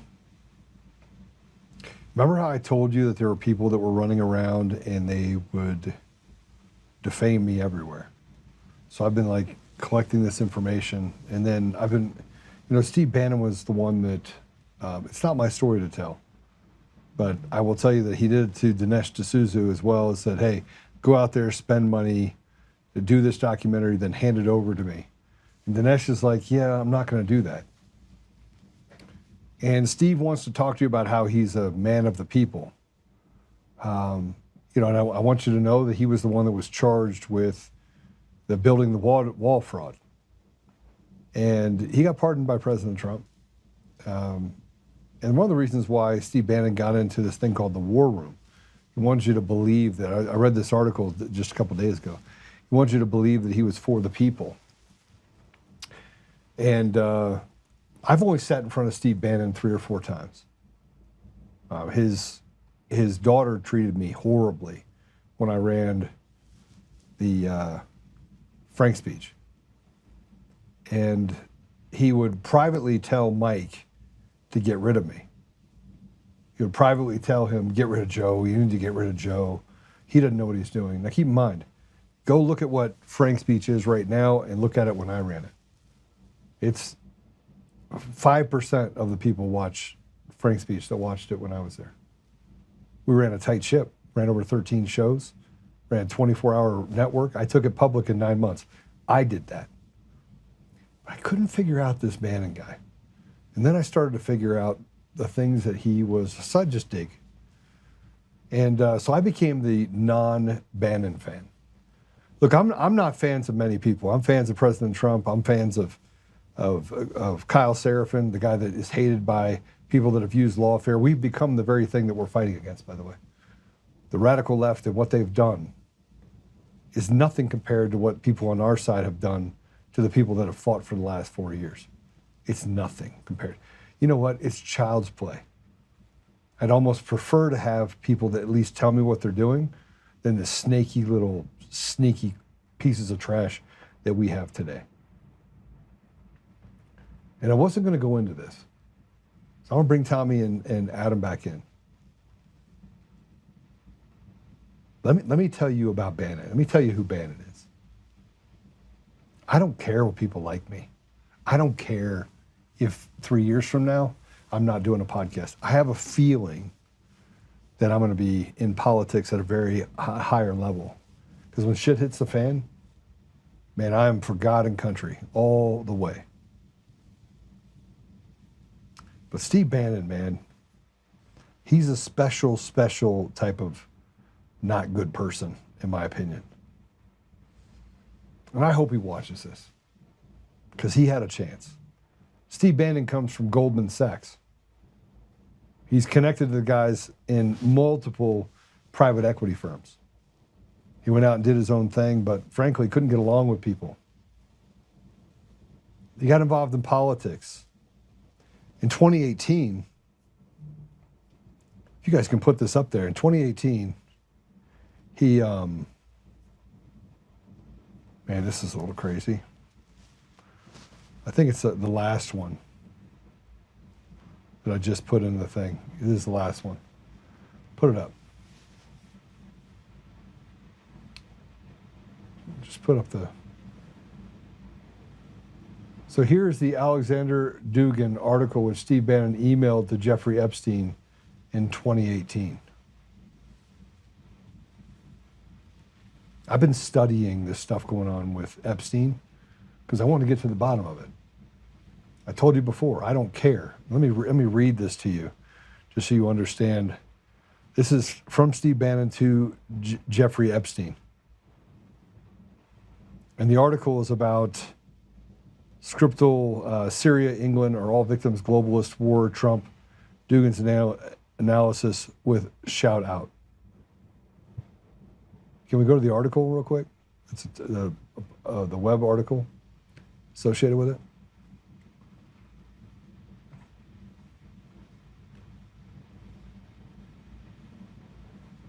Yeah, it does.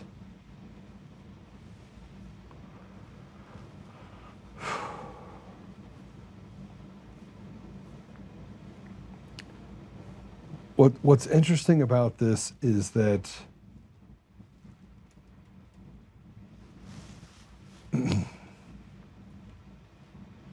everywhere you turn, these people are. When we talk about Coomer and Dominion voting systems, it doesn't take much to look at the fact that he was in all the different countries that have had problems. Everywhere you turn, foreign policy, domestic policy. Now, I'll say this about Bannon, he reads a lot. But you will be judged by the company you keep and you continue to keep. Bannon's company was Jeffrey Epstein. Now, if you remember, who was fired from the Trump campaign, from the Trump White House first time around?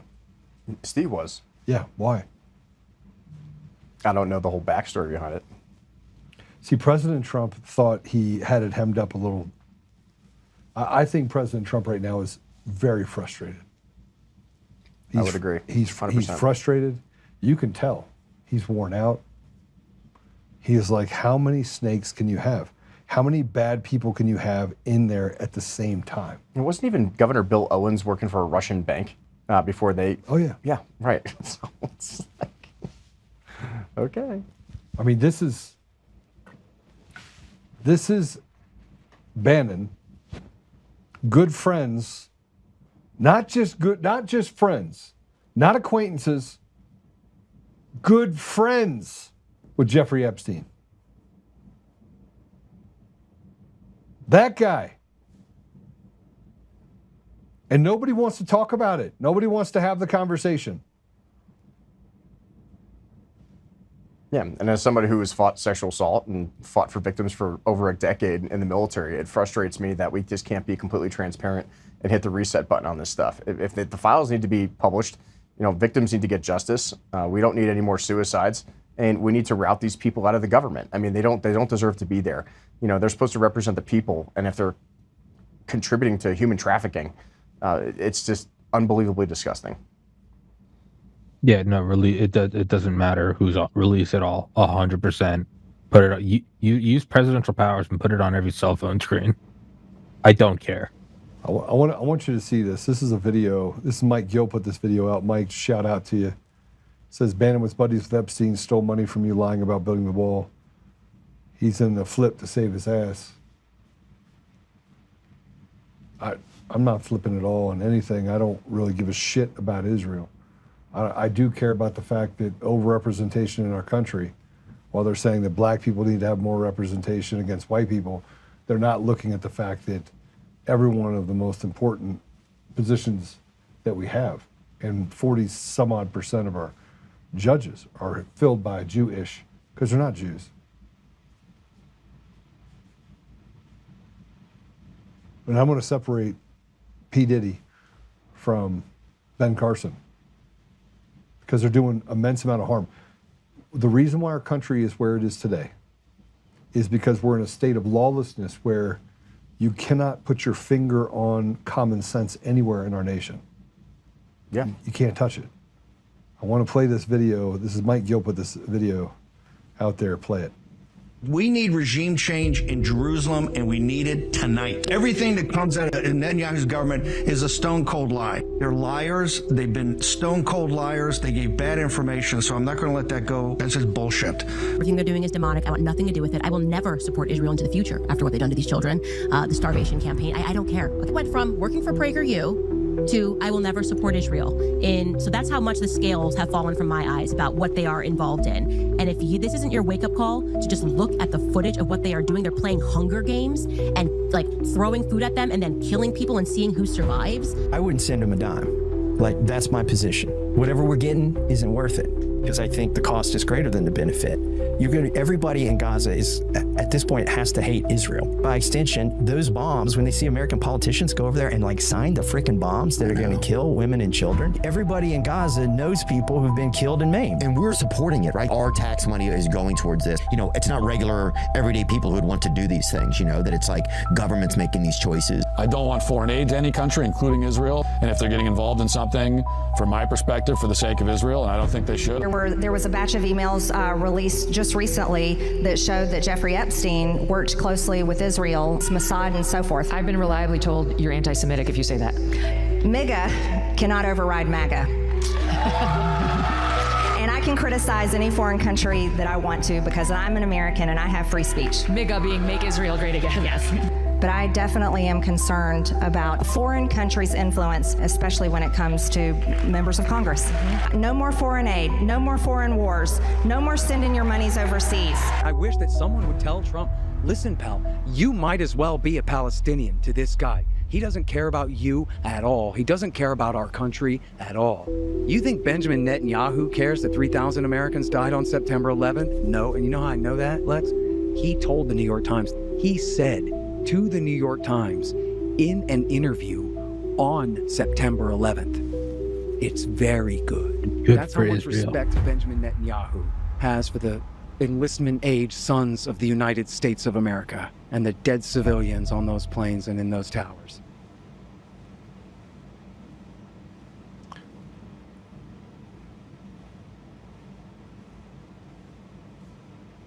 So yeah, look at stuff like this, kind of hell freezing over. You know, it's it's either going to peaceably change it or it's going to get chaotic. And then the third opening is always, unless the Lord shows His handiwork. And then I see stuff like this where, a year, just 12 months ago, just the general tone of things. If you had told me that's what it is going to be like this in 12 months, that says there's a better chance of hell freezing over. When you see these discussions that were relegated to the most. And I'm a conspiracy guy. I didn't go to prom. I was reading CIA: A Legacy of Ashes by Tim Weiner. I'm in this stuff. This stuff has always been, anything Israel related has been so relegated to the outermost fringes of the galaxy of conspiracy. To see it as centerfold as it is right now, to me, I go, that's the miracle. If you're willing to put in the work, I think God is removing the scales from people's eyes. They've successfully buttoned this stuff up for our lifetimes, our parents' lifetimes, our grandparents' lifetimes, and now it is like common talk. I guess that's where I'm hopeful. Yeah. So Adam, I'll give you a minute before I go into my thoughts on that. Yeah, I mean, and I also have to be careful what I say sometimes because I still do serve in the Army, and nothing I say represents the DoD or the Department of Defense. You can text me, I'll send it. But as someone who has served in that area, and I see what really goes on behind the cameras, I will tell you that everything is not what it seems to be. When I was working with a partner force across the border there in the West Bank, and I see a lot of innocent kids getting killed by nations that we also consider our allies. It makes you question about what we're seeing here in the United States and what the American people are being told, because it's not accurate. It's not true. And I will say that as someone who has served and lost 6 friends in combat over the last 20 years, the last thing I ever want to do is send the next generation to go fight another senseless war and spending billions of dollars and spilling hundreds of gallons of American blood when we can't even pave our own roads here. Right? I am such an America First person, it's not even funny. You know, we have so many issues and so many problems and homeless veterans and everything else here. And the fact that we keep getting distracted by foreign wars and foreign problems that don't even reside within our borders definitely concerns me. We need to, as Americans, take responsibility to ensure that we elect officials that also have the same mentality and stop voting for endless wars and constantly arming people that are just going to keep killing millions of people for unnecessary reasons. Mentality. Okay, so let me tell you my thoughts. Steve Bannon's changing his voice because it's not always the way he was, right? So it's like a chameleon. And you know, I saw what he did to David Clements. I saw what he did to Mike Lindell. He treated Mike Lindell like a village idiot because he could make money on him. You know, pillow code, talking to all these people that frankly are just not, I don't know, it's like not smart. And I don't care if you listen to Bannon or not. What I care about is that you don't put yourself in a position, where you're willing to sacrifice everything, all your values to follow a guy who you think is someone he's not. Here's a guy that's taken millions of dollars from people on a wall. Had to get pardoned for it. You can say whatever you want. Nothing happened to him. The guy he was with that lost all of his limbs went to federal prison. No pardon. Bannon was an elitist. Oh, he went to jail for contempt of Congress. Yeah, you gotta boost his street cred, right? Yeah. I spent time in the Middle East and Africa. I broke bread with people you would call terrorists. It's a different world. I talk badly about jihadis here in the United States who can't assimilate or treat people well. The same way that I would go over there and I would talk badly about foreign policy that kills my brothers and sisters. And just so you know, I don't care what country you're from. Man, if you're God's children, I will treat you like a brother. I will stand in front of you. Make sure that someone doesn't take a shot at you. But it's true, the emperor has no clothes. We're in a really bad place right now in our country. But you saw all those people that talked. And I'm not criticizing President Trump openly. I'm saying right now, Mr. President, you be judged by the company that you keep. And we're in trouble. The MAGA movement's being split apart by the very people that say they're here to help. And Bannon, man, I haven't even gotten to the other stuff that I have on him specifically. It's pretty crazy. I mean, the worst words we can hear are, "I'm the government, I'm here to help," right? And like I said, the government. Yeah, and it's our responsibility, right? You're right, Joe, is that, you know, the president of the United States has to be careful of the company that he keeps. But unfortunately, we're seeing a lot of that company is more interested in staying elected and staying in office, waiting him out for another 2 years, make sure we get nothing else done in this country, make sure we're not putting America First policies first. And we as citizens have to make the decision of whether we're going to remove them and replace them. I mean, it's going to take several election cycles. It's not going to happen overnight. But if we don't do it, the Democrats are going to. They already have a plan in place, especially here in the state of Colorado. They are going to actively try to flip some serious Republican seats. Like I said, we already lost multiple school boards, and that's just child's play. That's nothing compared to what they're trying to do here. Like I said, it starts with us, you know. And if we want to make sure that the president is surrounded by the best of the best, then we need to be part of that solution versus being part of the problem and being idle bystanders. All right, I want to play this really quick. This is Steve Bannon, and then I'm going to play a Trump deal. So let's play the one I just put up, if we could, please. That I just put in there. This is Steve Bannon talking about the case of the globalists for the last 30, 40 years being wrong. I'm gonna show you what's happening. There's a shift and a break. President Trump, I'm not sure he can see it, that you create conflict in the minds of Americans. A confused American is an easy American to take over by incident. Yes. A single incident can change the direction of somebody in the United States as far as what they think. A single incident. Because there's too many points by which they can dilute their opinions. And President Trump is losing ground when it comes to decisions he's made. Mm-hmm. And by the way, I don't think Jews versus Jewish, I support people. I'm just not going to give you any money, right? So you do whatever you want in Israel, right? Except for you don't get to kill people in a country that's not yours. And Gaza doesn't belong to you. But I want you to see this, what Bannon has to say. The theory of the case of the globalists for the last 30, 40 years is just wrong. It's dead wrong.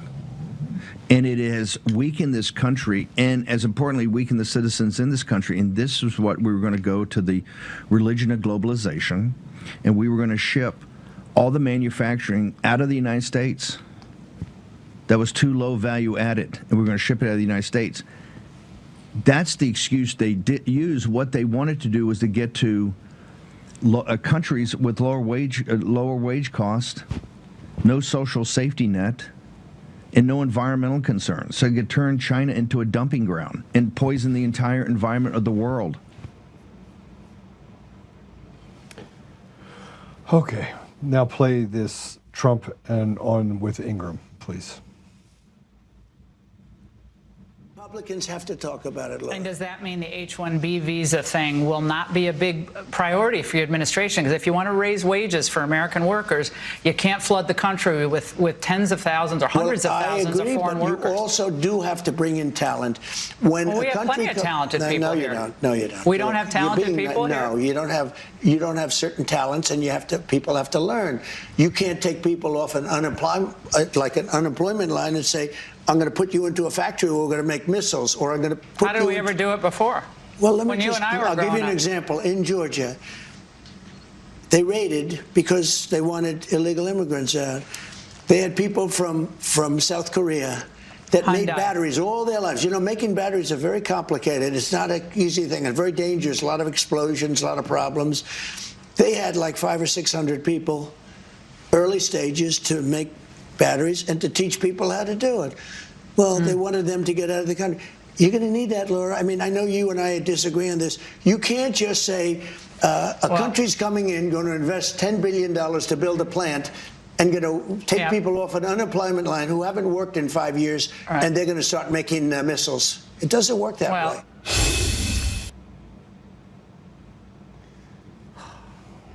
Yeah, this drives me nuts because... And there's two. Sorry, I was muted. Sorry, that was all of World War II. That's who Rosie the Riveter was. Yeah, exactly. And I think there's two sides of this. One, I will say that our public education system is garbage, and we definitely have Americans who can't add without using their iPhone. 100% that exists. That doesn't mean that Americans aren't willing to learn and get into the trades. And as a blue collar worker, like I'm a proud union guy. U.S. Steelworkers 12477, right? Like I grew up my entire life as a blue-collar guy. I was born in New York, grew up in New Jersey. My dad taught me how to take apart cars. My grandfather did the same thing. And even now, I spin a pipe wrench and wear steel toe boots and a hard hat every day, right? But the problem is that we do undercut American wages with illegal immigration. And if we don't remove the illegal immigrants out of our country, then we are not giving the next greatest generation, which is us, the opportunity to be in those trades. We don't need everyone with a degree in underwater basket weaving and $100,000 in useless college debt to be running this country. I know plenty of guys who are perfectly happy as electricians, pipe fitters, welders, refractory guys, everything. Time out. I just want to point one thing out. President Trump said we need H-1Bs to make batteries, H-1Bs. No, you don't. You got plenty of people. Correct. If someone can come here from South Korea, and this is why I say that MAGA is being split up from underneath its base. There's an active campaign. I promise you that Bannon has nearly everyone in the Trump administration on speed dial. Every one of them. That he's talking about and splitting people away from President Trump. But underneath, the people that are giving President Trump advice and telling him that you don't have talented people in this country, those are the same people that Bannon's talking to. Yeah. I mean, Bannon's talking about, he by the way, he doesn't bring up Epstein. You want to know why? Why would he? Because he's his boy. Yeah, we have He's the plenty pedo's boy. I agree with you, Joe. We have plenty of American workers that can do these jobs. And let me tell you something. The Goldman Sachs guy is not America's man, right? He's just not. Okay, it is super important that you understand. I want people to be educated. Look, follow President Trump, but just understand that inside President Trump's camp, here's a report he's being given. Do you think President Trump talked about using hydrogen peroxide in the body to kill COVID? You think that was his idea? No, absolutely not. I mean, people are definitely feeding him the wrong information, and these are on purpose. These are the people in the administration that are trying to sabotage him and undermine him. They're part of the establishment, and they need to go. They need a narrative. They do. So they need all this chaos. Mr. President, you are being played by both sides. They are smiling at you while they are dropping pipe bombs underneath your pillow. Yeah, literally. That's literally what's happening. Mm-hmm. And I can see it on the outside. I see what happened with Bannon. And then you have to, you end up pardoning people who's like, Mr. President, we need you to pardon this person. He's asked about the guy with, Binance. He goes, yeah, I don't know. I never met the guy. It was a policy decision that was made in the administration. Because in the administration, they wanted to do everything they could to screw with President Trump.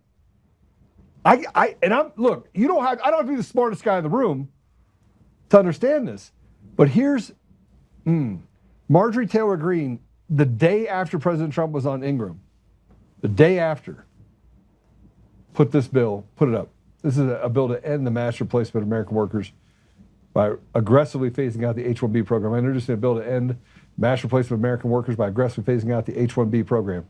Big tech, AI giants, hospitals, and industries across the board have abused the H-1B system to cut out our own people.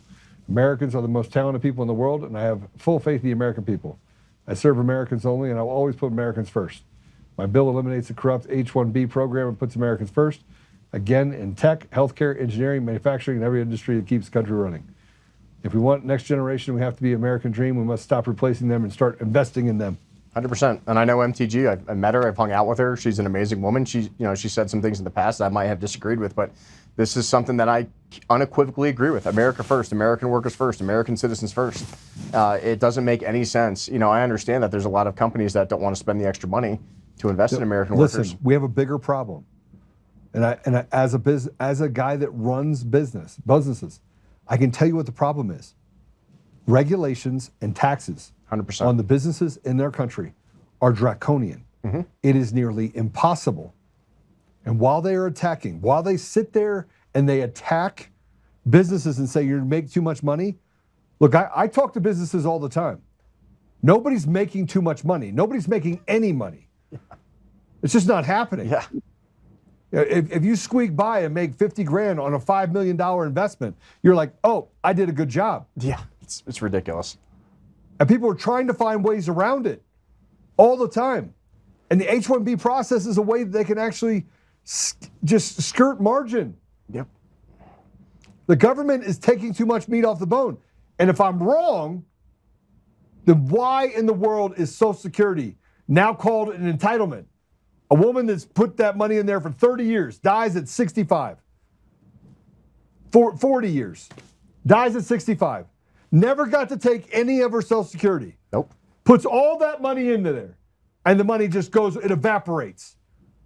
And the government goes in and it raids that money and says, we need new tollways, we need new property tax. And by the way, our education system is shit. 100%. And you think it's bad in the suburbs where you got, Mama PTO talking about, oh, Simeon, we need to make sure we put in gendered, whatever, queer ideologies. The kids aren't learning there. You know what it is in the inner city? It's worse. Yeah, just wait to see what happens in New York with Mondani in charge. A complete insanity. Police officer Mondani, a captain of the police force, did an entire video on how to actually tie a hijab. That's actually happening in New York. Yeah, you import the third world will come here. That's what everyone I've talked to in special forces and guys I've worked with for over 10 years have said. Yeah, if you're an immigrant and you want to assimilate to American culture and you want to become an American citizen, that's one thing. But these people have no desire to assimilate to American culture. They want to take your job, they want to take your money, they want to put you under Sharia law. If you don't believe me, look at Dearborn, Michigan. Look at Minneapolis. Look at Ilhan Omar. I don't understand. Like, it's right in front of your face. And all the time I spent in the UK and Ireland and stuff, it's there. And they don't have guns. And they're about ready to take their great-great-great-grandfather's armor off the wall and start stabbing people with broadswords. They're in it. Yeah, they're in it. Guys, listen to me. We are in the most dangerous time in the history of the United States right now. Tommy? Yeah. Yeah. No. What I'm saying is like everything we're looking at, from the people feeding him shit to whatever. I guess the reason I don't have much to say is because I think it's pretty much you pull the fire alarm. You use the military to do snap elections in every city of every state. You broadcast it live, do it same day, seal up the border, do it at the cost of the military, deport all of these. And if anyone says there's an issue, say this is national security, say it's no different than World War II with internment, it's going to be very vicious. People are lying to you. Okay, well, throw them in jail. Like, it's going to be brutal, but if you don't do it, we're going to have brutality in a longer drawn out fashion. So that is my 2 cents is you have to go in with a chainsaw. It's just like what it is. How is election day not a federal holiday yet? Like how? And forget even that. That is like it's so many levels below. Like pure insanity. I was like, you get dead people, holidays. Why can't you have one for the American people? Show me what $1 trillion DOD does. Show me what Fort Meade's been cooking up. No, but that's what I'm saying. Is like is insane. Okay, well then 1/10 of that, 100, whatever. But my if you want to do this stuff, there is no simple answer. There is the complete mobilization. The same way that when we want to go to the moon, we don't bring over people who can learn how to go to the moon. No, you blast up the science programs. To be fair, there was Operation Paperclip. We did take a bunch of Nazi scientists and take their technology. And if there are more, bring them in. Bring in ones who can add. Don't bring in with a 50 IQ.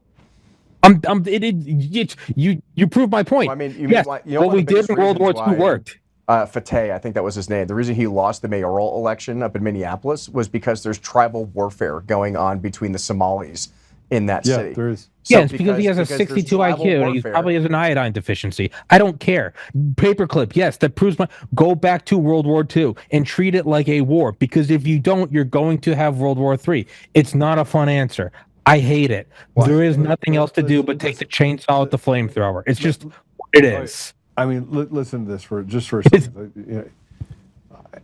I do not speak lightly about what I'm saying, right? You shouldn't. 6 years, Middle East and Africa, hung out with some crazy people. Yeah. Solved some real big problems. Came back, built a company. Basically, I'm like the Forrest Gump of business, in a lot of ways. I mean, people ask me like, how'd you do it? I'm like, I have no idea. God. Like I wake up in the middle of the night and I see numbers in my eyes.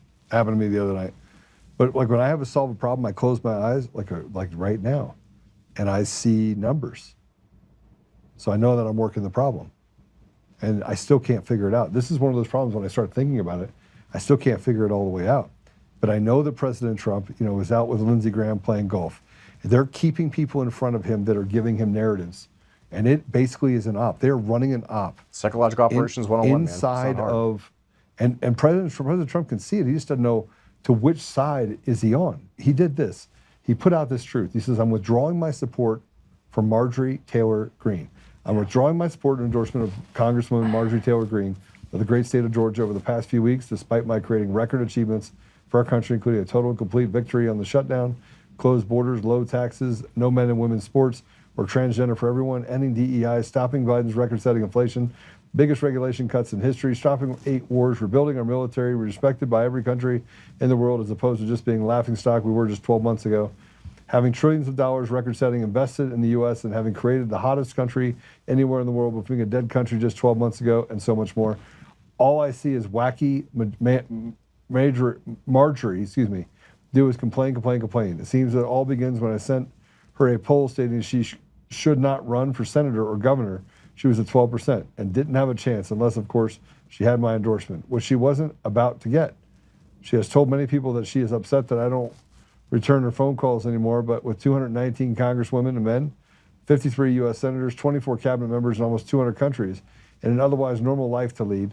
I can't take a ranting lunatic's call every day. I understand that wonderful conservative people are thinking about primary Marjorie in her district of Georgia that are too fed up with her and her antics.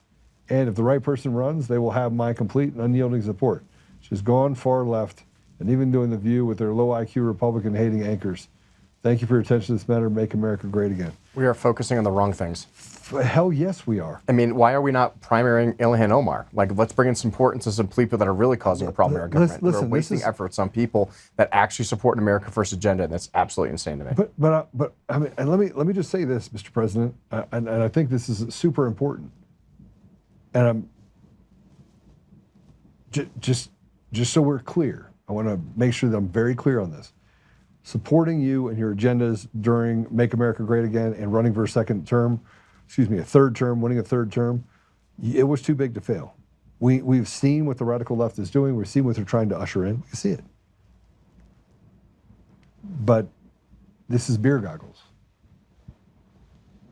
Yeah, the advice he's being given on some of these representatives, like, I mean, even like attacking Thomas Massie. I mean, Thomas Massie is all about single issue spending bills. I know he's a little bit more of a libertarian. You know, he's not perfect either, but like, at least you have representatives that are being honest, like, hey, I'm just here to support my constituents and do the right thing. And then we're going against the people that want to work for the American people first. Like, that doesn't make any sense to me. Well, I mean, and you see a concerted effort by people to create chaos inside the MAGA movement.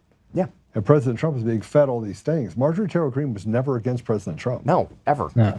And he's being fed all this shit. I mean, and I hope he goes back to whatever core thing, whatever core spark there is. We all have it. I do it with the podcast. You know, it's not being pre-med where you have a set out path. There's a lot of things where it comes back to the core, and there is no one to go and get an answer from. There's no book to flip to the back to and go, well, what do I do on year 6? There is a point where you have to ground yourself in God, ground yourself in the right thing, and go, what do I know is right, regardless of what I'm hearing? Hey, man, the dude removed president. You're a successful guy. You've made billions of dollars. You've done it. Go back. If you think you're being fed shit from all sides and the ticker's going down, you don't have that much time left. You got 3 years best, 1 year if you use the midterms. Use the thing, brush off the ego. The ego can be a good thing, and go trust your gut and go for that. That's what I would say to him, man, is you know somewhere deep inside what you need to do. Stop looking for outs. Stop looking for that's an ally and that's a snake. Use your own judgment. Go what is right and what do I know is right. Well, I mean, he was doing that, and then he needs to go back to it. Yeah, he needs to vet his intelligence sources. Like we never make a decision in the military based upon one source of intelligence. That's bad policy. We're going to make the wrong decision doing that. We always have to vet it between multiple sources, and I hope that our administration is going to start doing the same thing, because we're making a lot of bad decisions and making a lot of bad public comments right now on these things, and it's making real Americans, because you got to understand, like, what, less than 50% of the people of the United States even vote or get involved in politics, and when the rest of the people see this, like I said, they're trying to take their kids to soccer practice, they're trying to live, and they don't want to get involved in it. And we need accountability. We need to make sure the right thing's being done, and we need more people to voice those opinions in a way that's going to make sure that our elected officials represent us, and that the President of the United States can make sound, judged, moral, ethical decisions. All right, so let me say this. When President Trump gets to the point where he's attacking Marjorie Taylor Greene, not calling her to the White House, saying, listen, let's have a conversation, you know that there are people inside You've that been are doing it. you've been Basil. You've been, what is it, Bombasil? Yeah. Well, it's like what we're seeing in Colorado right now. If they see you as a threat to the system of the establishment that exists, they will do whatever it takes to remove you from that system. Yeah, trust me, I can feel that. I quite literally feel that. So President Trump put this out, and my heart hurts. And it's not like I'm a great fan of Marjorie Taylor Greene. Yeah, she's not perfect. No politician's perfect. I don't have a dog in the hunt, because I think that both sides are absolute dog shit, right? I don't think President Trump came in thinking if he doesn't pull the lever and do some really drastic stuff, we have no representation at any level. But let's go ahead and put this up. This is President Truth.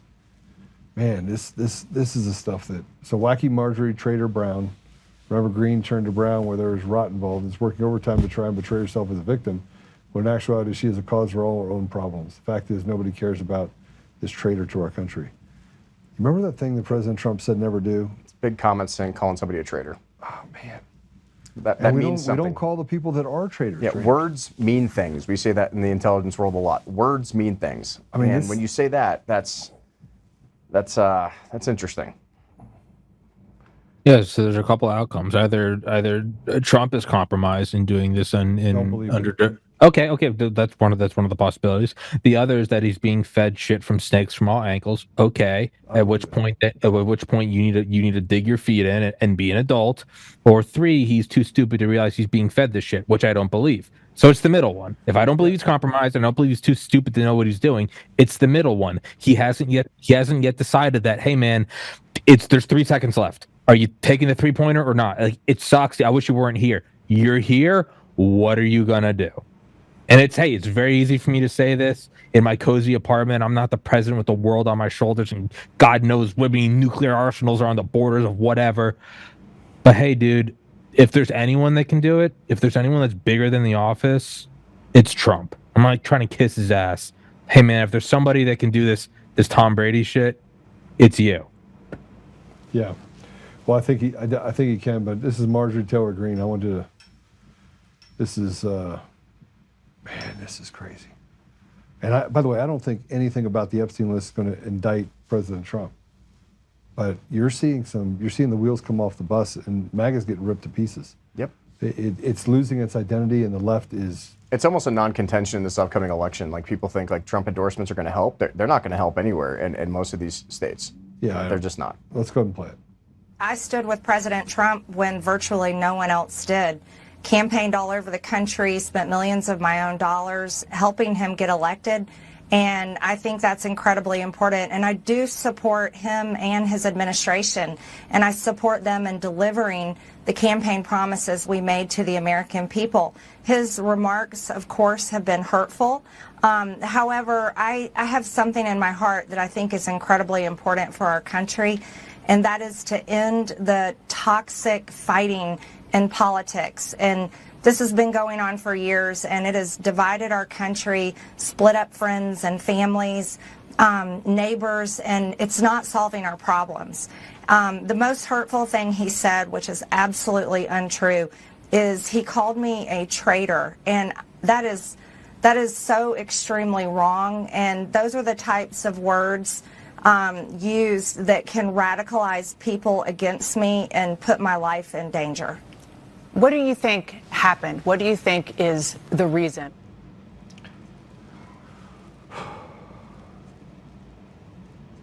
And it's going to continue to divide people, and this is not what we need, especially with such important midterm elections coming on.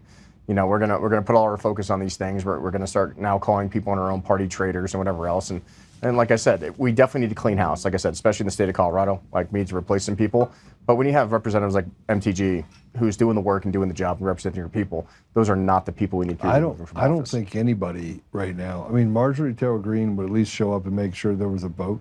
Yeah. She'd say, voice votes. I need a vote, an actual vote. She would do it every day, right? But the problem is the system is a machine that just feeds whatever it is that your vice is. It feeds it. Doesn't matter what it is. They'll feed it. And that's the problem with DC. You stay there long enough, you start getting sucked into it, and that's why it's like, oh, you just dip your toe in just enough and get right back. You know, you don't want to get sucked into that. I mean, It's look, bad. I saw. Not even once. Don't pick up the pipe. It's like don't Michael even Jordan. start. Stop it. Stop it. Doing drugs. Get some help. Get some help. Yeah, exactly. 100%. Get some help. So Marjorie Taylor Greene put something out, and I want you to understand something. She put out something saying President Trump attacked her. Put it up. President Trump just attacked me and lied about me. I haven't called him at all, but I did send him his text messages today. Apparently, this would send him over the edge. The Epstein files. Look, President Trump. Let me say this. Imagine being the guy that has to be the world's babysitter while navigating some of the most horrible human beings that were selected using these systems in our own country. Not very smart people. They're just not smart. And you have to do all of that while everyone in the world is texting you saying, "This is my pet project. I want to do this. Trump, can you do this for me?" Yep. I was coming home from elk hunting, and I got to a place where I had a little bit of service. Did your phone go on fire? It's unbelievable. It's like me every morning. It's like, please stop. Joe, can I have tickets to the Avs game? Joe, can I have this? Joe, can I borrow $500? Joe, can you come on my show? Joe, can you? I spent an hour just catching up with people, and I probably had 30 people. Now imagine being President Trump. He doesn't have 30. He's got 3,000, 5,000 every day. His phone blows up. And I know he's got it imaged, and somebody else has a phone too. And he's looking at his phone. He's like, "Oh my gosh, this is crazy." And he's got to handle all these problems. And then I can already tell you what happens. It happens here. I fired 2 people last week. I fired 2 people. Somebody showed me a phone. I looked at it. I was like, I want them gone. I want them gone by the end of the day. Get them out of here. Right? And people were like, "Joe," and I'm like, I don't care. I'm done. I'm done dealing with the bullshit. Right? I'm done with it. So imagine President Trump times. He's very smart, and we don't understand the amount of pressure that you go through to be in the position he's in. And he's got to deal with Bibi. And he's like, "Oh, give me the letter so I can get a pardon." Right? He can't make anybody happy. There's no one to be made happy. You have to have the courage to be disliked. Well, that's the thing, is you can't make anyone happy. I think that is the gift, is realize no matter what, they're all going to hate you. And a lot of things you can't, ignore it. You can't lose your humanity. You can't do this. This is the one spot where you can be that high up that President Trump, you're allowed to detach, and you're allowed to go, this is happening and this is happening. It says the only way I can describe it is Dr. Pete Chambers, talking about triaging, SF guys. That's where we are. Great dude. Yeah, he's an awesome dude. That's where we are. But you got a bunch of alphas even on these guys, right? You got a bunch of, I've sat in a room with a bunch of alphas. I'm telling them to not talk to any of them. You are the one that's triaging the United States and thus the world. Act accordingly. Yeah, I mean, I agree. But then, a lot of things you don't. It's not that like some people hate you and other people like you. There's a lot of things where it takes decades before people go, "Oh, he was kind of right." Like, that's how far out it takes. It's Eisenhower was a psychopath for setting up the continuity of government and the relocation arcs. It's 70 years later. We're like, yeah, it's probably good to have those nuclear bunkers spread out everywhere. Maybe that wasn't too much money. By then, his grandkids are dead. You have to be okay with being hated, and also realizing that the sacrifice is not always transactional. It's almost never transactional in your lifetime. It's just. But the problem is that beer goggles. You've got people in there that are just. There's a grip on our country. And look, you could support Israel. I don't have to agree with everything President Trump says. Sure. I don't, or does, for that matter. Watching hundreds of thousands of Gaza children and women and children die, and us saying it's an acceptable casualty, reminds me of Madeleine Albright, 1996, saying that 500,000 women and children dying was appropriate. Yeah. I mean, that. I hope that woman is in a boiling pot of hot acid. Kill 500,000 women and children? But I look at what's happening in our country, same thing's happening. Yeah. And they did it. They did it to make it closely associated with his watch. And they're going to rewrite history on President Trump. I promise you. Of course they are. It's all cognitive dissonance. Like, it's so easy to say, oh, we're going to do this overseas, we're going to do that. But unless you've seen it with your own 2 eyes, it's really hard to justify what's physically going on in your mind. Which all reinforces your memory is not going to be set in stone. It's going to be by those around you. Everyone's going to hate you. Assume everyone around you is a traitor. Go with your gut. The clock is running out. Yeah, it's not a fun answer. It's not a fun answer. It's like if you want a friend in DC, get a dog. You know what I mean? Like sometimes you have to trust your own intuition and trust your faith and make the right decision without having everyone talking in your ear telling you what to do. It's demonic. It's demonic. But then President Trump went after Massey. Yes, Yeah, man, you're chasing the shadows that the snakes are putting around you. Put it up. Assume everyone is an enemy. Act accordingly. Did Thomas Massey, sometimes referred to as Rand Paul Jr., because of the fact that he always votes against the Republican Party, get married already? Boy, that was quick. No wonder the polls have him at less than an 8% chance of winning an election. Anyway, have a great life, Thomas, and his wife will soon find out that she's stuck with a loser. Yeah, it's bad form. Not recommended. It's the Yeah, man. That is. What are you doing? Why? I can already tell. That's my point. Is what are you doing? You're compromised. You're too stupid to realize you're being played, or you know that you're being played, and you're not compromised, and you just haven't found your balls yet to go. This is what I'm doing. I think it's the third. So do it. Yeah, I think there's more to this than that. You know, I want to hearken this to Bernie Madoff. Okay. Bernie Madoff had kids and the life of life, and he was kind of like Steve Bannon. So think of Bernie Madoff as like a Steve Bannon of people. He could talk. He's very articulate. He was very smart. Super smart. And they let him go on for years, billions of dollars in fake books. They all knew. Everyone knew. But when he finally went to prison, you know what he said? I thought the whole world would end before they get me. That was one of his quotes. But he also said that he loves the life he has. It's peaceful. In prison. Yeah. He said he doesn't have to worry about anything. Yeah. And then they killed his son. Wrong. Then they both And they killed his son. Yeah, so. And so I want President Trump to, I mean, he imagine how much of a peaceful life you don't have. He doesn't have a peaceful life.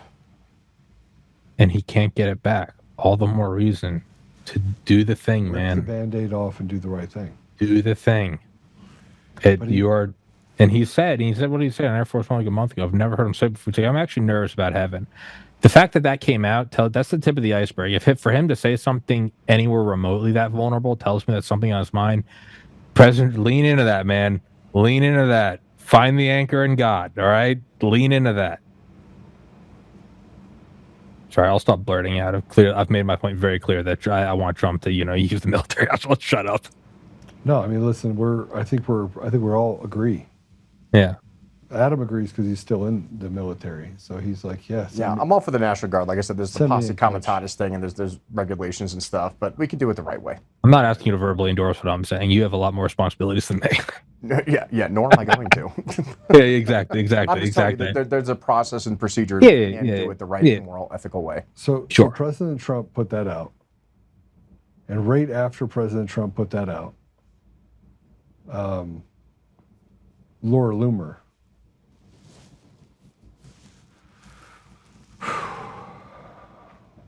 Laura Loomer put something out, and I was mortified by it, about Massey.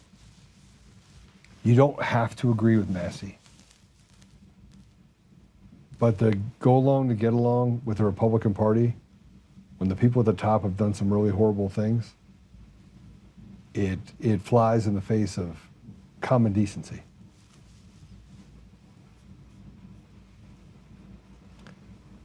I don't know how you can go after. I don't know how you can go after President Trump the way that they did. I was pretty upset over it. But Laura Loomer said, serious question and serious answers only. How did Rep. Thomas Massey's wife die? Is there a police report? Is there an autopsy? Why is there such a mystery? I'd like to know. I find it so bizarre, and why I always have, now that there's a much younger woman in the picture. And it was a picture of him and his new wife. Yeah, I mean, of many years.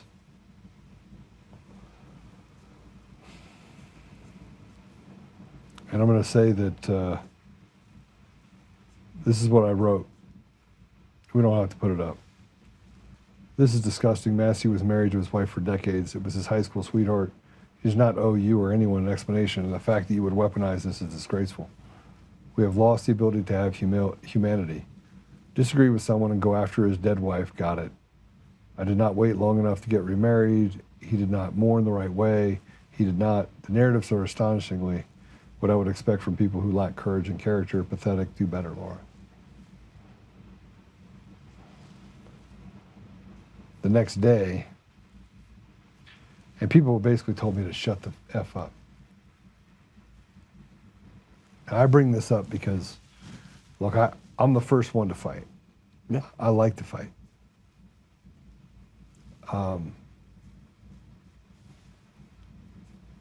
But I've been married 23 years.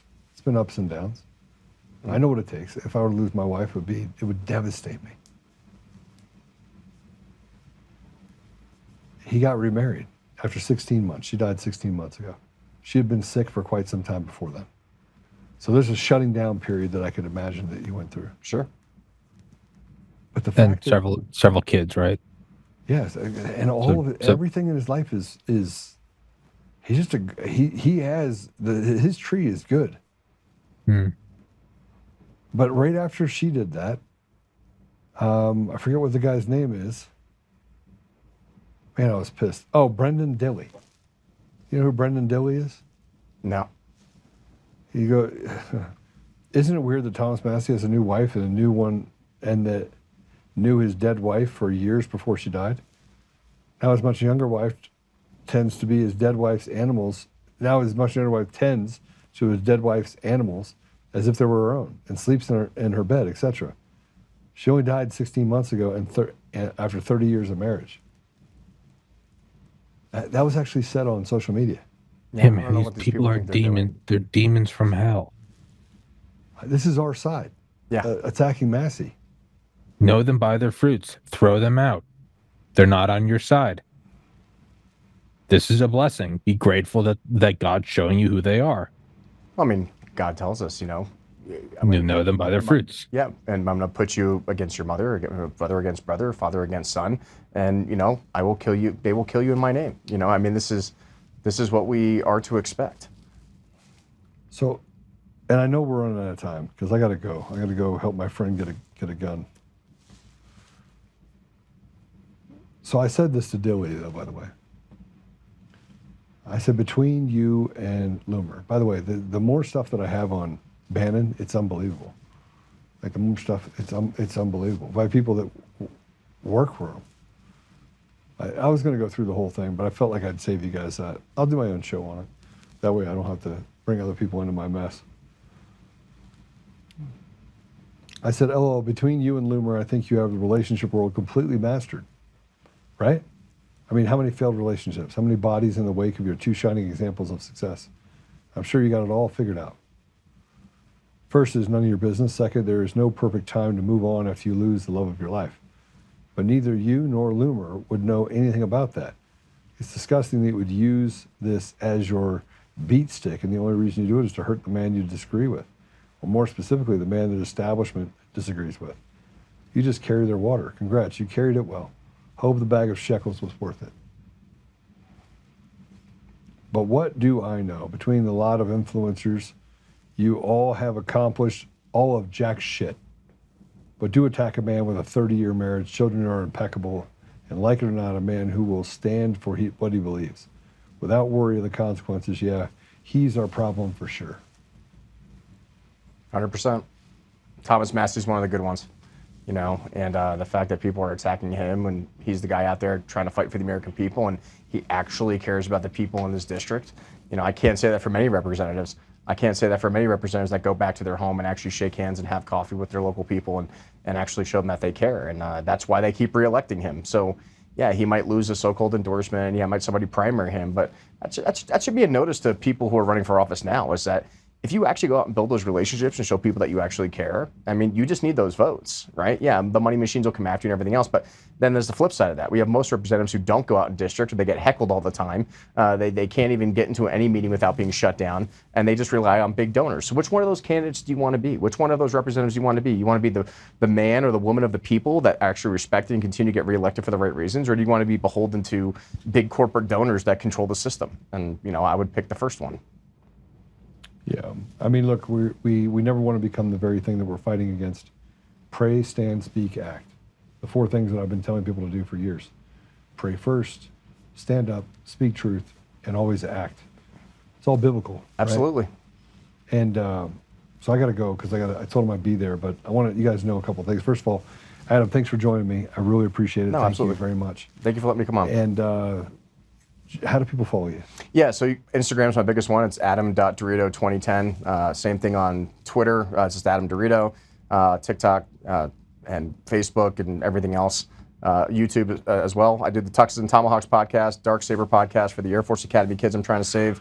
And yeah, I'm on Substack. I read a lot of policy stuff on there, which you guys should probably check out since none of our representatives want to talk about policy in Colorado, but I will. And I'm here to try to save the state of Colorado. I mean, yeah, I know I'm a native East Coaster, but I love this state. This is where I want to raise my future family. And by, with, and through, as we like to say, no matter what it takes. If we have to find people to primary the unethical, immoral people representing us, then we're going to do it. It's time for the millennials, the Gen Z, and Gen A to stand up and let's create our own revolution, the legal and the right way. We just got to get people to combine together. Exactly. Yeah. 100%. All right. Tommy, good to have you on, brother, as always. I was gonna say Adam's probably the easiest to get, and I mean that in a compliment, to get in touch with. I mean, I think it was like under a minute. I was like, yeah. And I was like, wait, what? He got right back to me. Here's my phone. I was like, thank you. I'm like, thank you. Like, yeah, so, I'm relatively responsive. Yeah. My phone's like Joe's. It's on fire every day after for 6 months. But I will respond to everybody. Immediately. Interact with people. So, all right, I'm gonna pray for President Trump. I'm gonna pray for our leaders. I'm gonna pray for humanity if I can. I end every podcast with a prayer, so I'll do that. But I just want you guys to know something. Nobody said it was going to be easy. No one. No one. No. No one said. No one even said that you'd survive it. Correct. So you just have to be willing to serve the Lord. Understand that there's a much bigger picture here, and winning doesn't necessarily mean you survive. In the grand picture of God's scheme, that's a win. Your purpose might have been to get to this day, this month, this week, this year, and then it's over. And that means you didn't fail. That means you played your role. There's a lot of guys. My great uncle was on D-Day. He survived. There's a lot of guys who the door of the Higgins boat opened, and that was it. Their sacrifice wasn't any less. That was part of God's plan. Yeah. So I just want to say this, President Trump, if you want someone that knows how to play golf to come play golf with you and be your sounding board, I'm all about it. I do want to play at Mar-a-Lago. Yeah, I think you just gotta, man, you gotta get out and you gotta take a swim. I think he just has to take a swim. He's got to take a look at what that circle looks like around him, and I know he's frustrated. You could tell it. You could tell it going back to Charlie Kirk's funeral. Yeah. Right. I was there. I watched it. He is visually. He thought he could come in and get a bunch of stuff done. He thought he had the right people on the bus. He's got people like Kardashian Patel who are more interested in, covering things up. And I know he can see it. I know he can see it. I know. And the conflict that it creates. So let's play it. Let's pray him out. And Apple Podcasts, Google Podcasts, Spotify, Pandora, iHeartRadio, TuneIn, and more. Just go to all those different places. You can find Tommy as well. Tommy goes live before I do. And, you got to hit the share button. You got to be the ones to be the ambassadors of truth. I want to thank those people that have been pushing out all the cuts that we've been putting out there. Hate mail has increased, which is really good.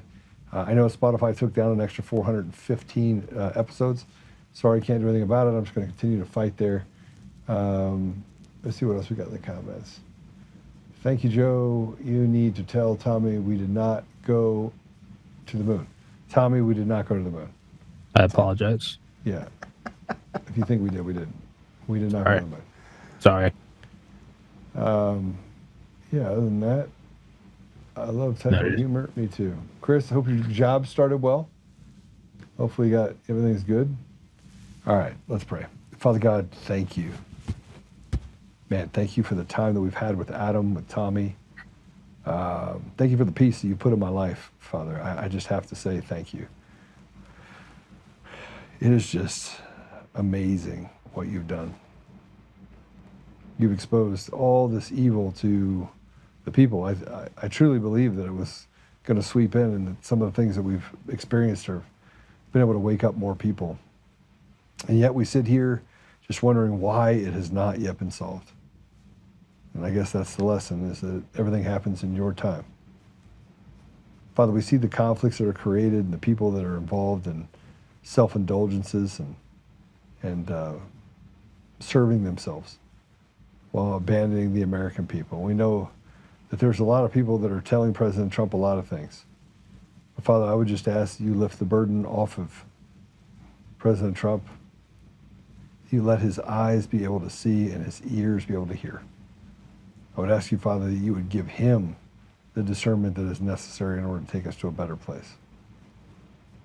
I ask you, Father, to give us the ability to support President Trump, not just from the inside, but be able to do things in our community and in the country that can push towards a more visible and a more transparent process, so that President Trump doesn't have to rely specifically on people in his cabinet.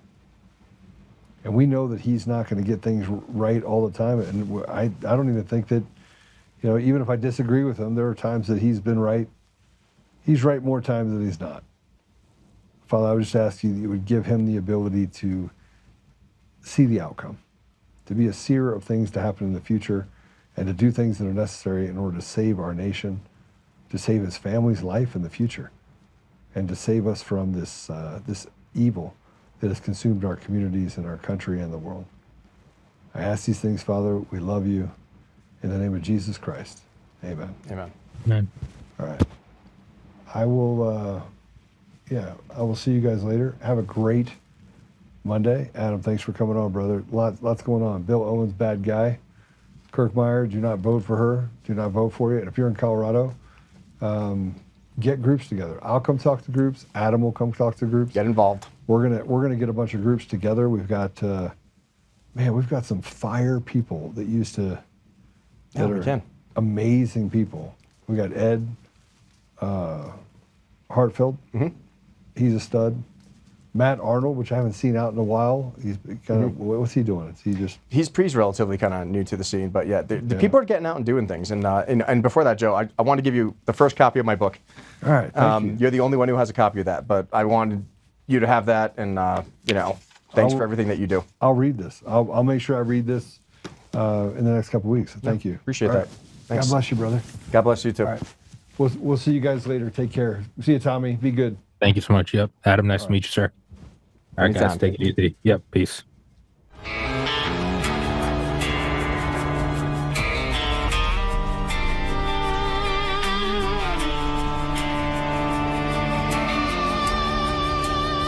Rise up untamed in the heart of the fire where the wild ones roam. Joe Oltmann's calling, bringing truth back home. From conservative daily to this untamed fire, we shatter the silence, lifting spirits higher. No chains can hold us, no lies can prevail. Authentic and fearless on this rugged trail. Patriots gather under stars and stripes. Untamed nation, igniting the night. Untamed nation, let the truth roll out in this land of the free. Standing proud from sea to shining sea, we won't back down. Catch the fire, wear the crown. Untamed nation, it's our battle song, motivating hearts where the brave belong. Yeah, untamed and wild, forever strong. Play it again all night long.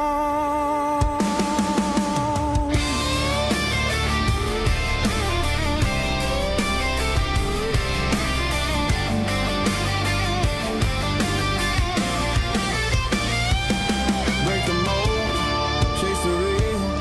No more games, time to heal. Joe's voice leads the untamed crew. Truth matters through and through. Untamed nation, let the truth roll out in this land of the free.